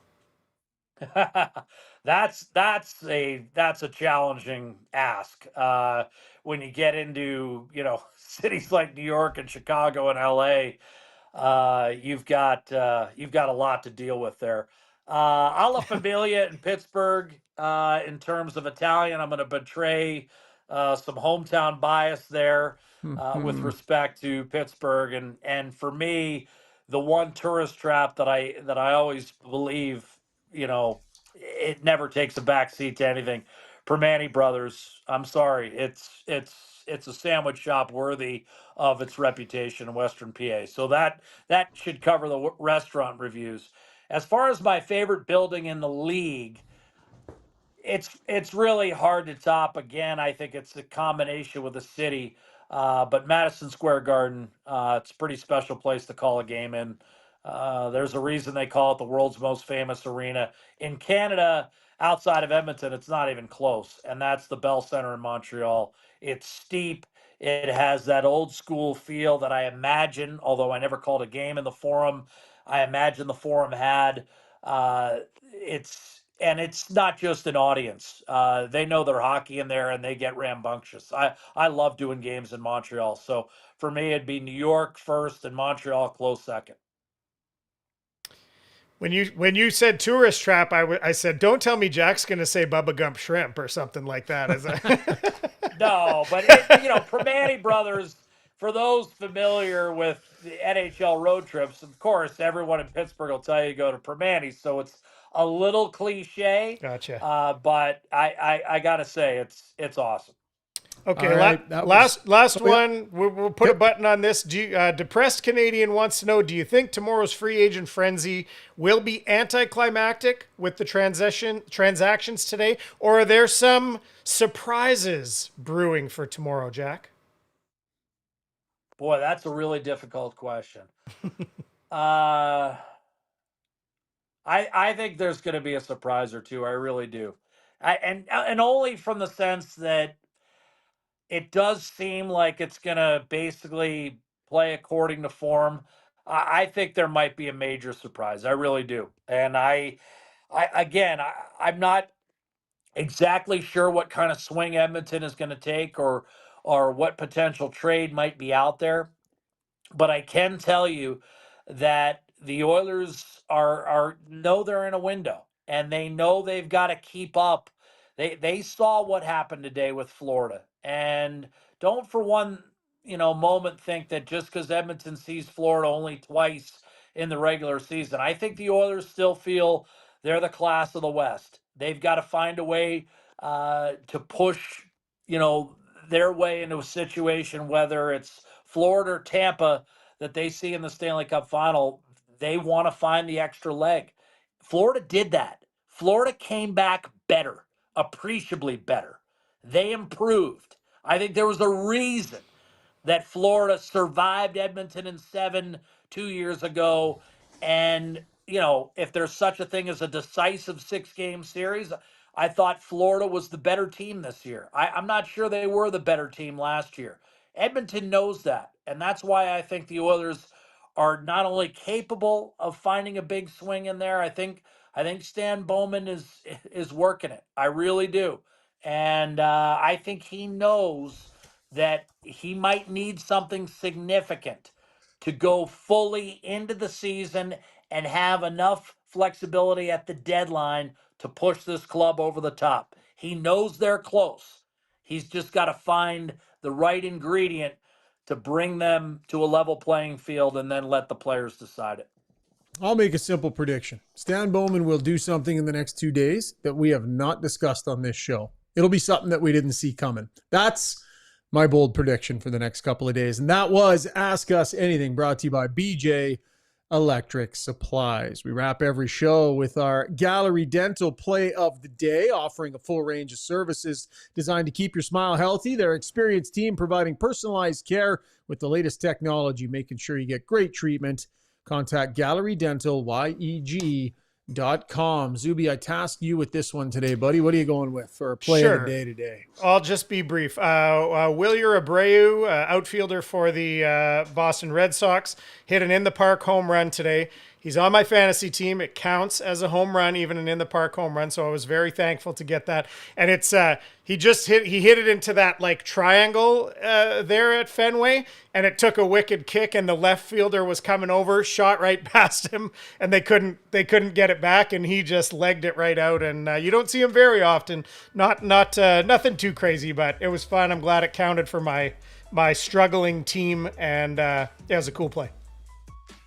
Did you see Ryan giving you the wrap it up sign? It's because he doesn't have an appreciation for sports. He's the only guy I know who covers sports for a living that doesn't really like sports that much. I wouldn't say that. I love hockey, right? I've covered the CFL for years as well. Golf, send me to all the golf events you want. But yes, Jack, you want to talk the other NFL, NBA, Major League Baseball, I'm going to glaze over. That rap sign was to roll the music, not for him to shut up, though. Just FYI. If I had gone for another 15 seconds about baseball, then it's this. Then I know. I'd go out like this. You would have just been a spinning chair. Catcher. All right, Jack, this was great, buddy. Love having you on. Thanks for doing this. Enjoy free agency tomorrow. And have a great summer. And we'll make sure we get you back on again next season. Look forward to it, Ryan. And of course, I'll see you on the course when I'm hacking my way back into the mid-90s. Love it. Look forward to it. That is Jack Michaels from the Oilers Radio Network. And that is our show. What a great live stream we had tonight. Amazing. Really solid numbers through one of the longest podcasts we did of the season. Great live audience here on YouTube and over on X as well. So we want to thank you. And as well, big thanks to our title sponsors. Free Agent Frenzy tomorrow. We'll have coverage all day long on TSN on the main network. We get going at 9 o'clock Mountain Time. I'll be doing some hits into that show. We'll have a live Ray and Dregs tomorrow night to wrap up free agency, as well as all of our coverage on SportsCenter. And Jack and Company will have you covered over on the Oiler Radio Network. Have a great July 1st, and we'll chat again soon. See you. Happy Canada Day.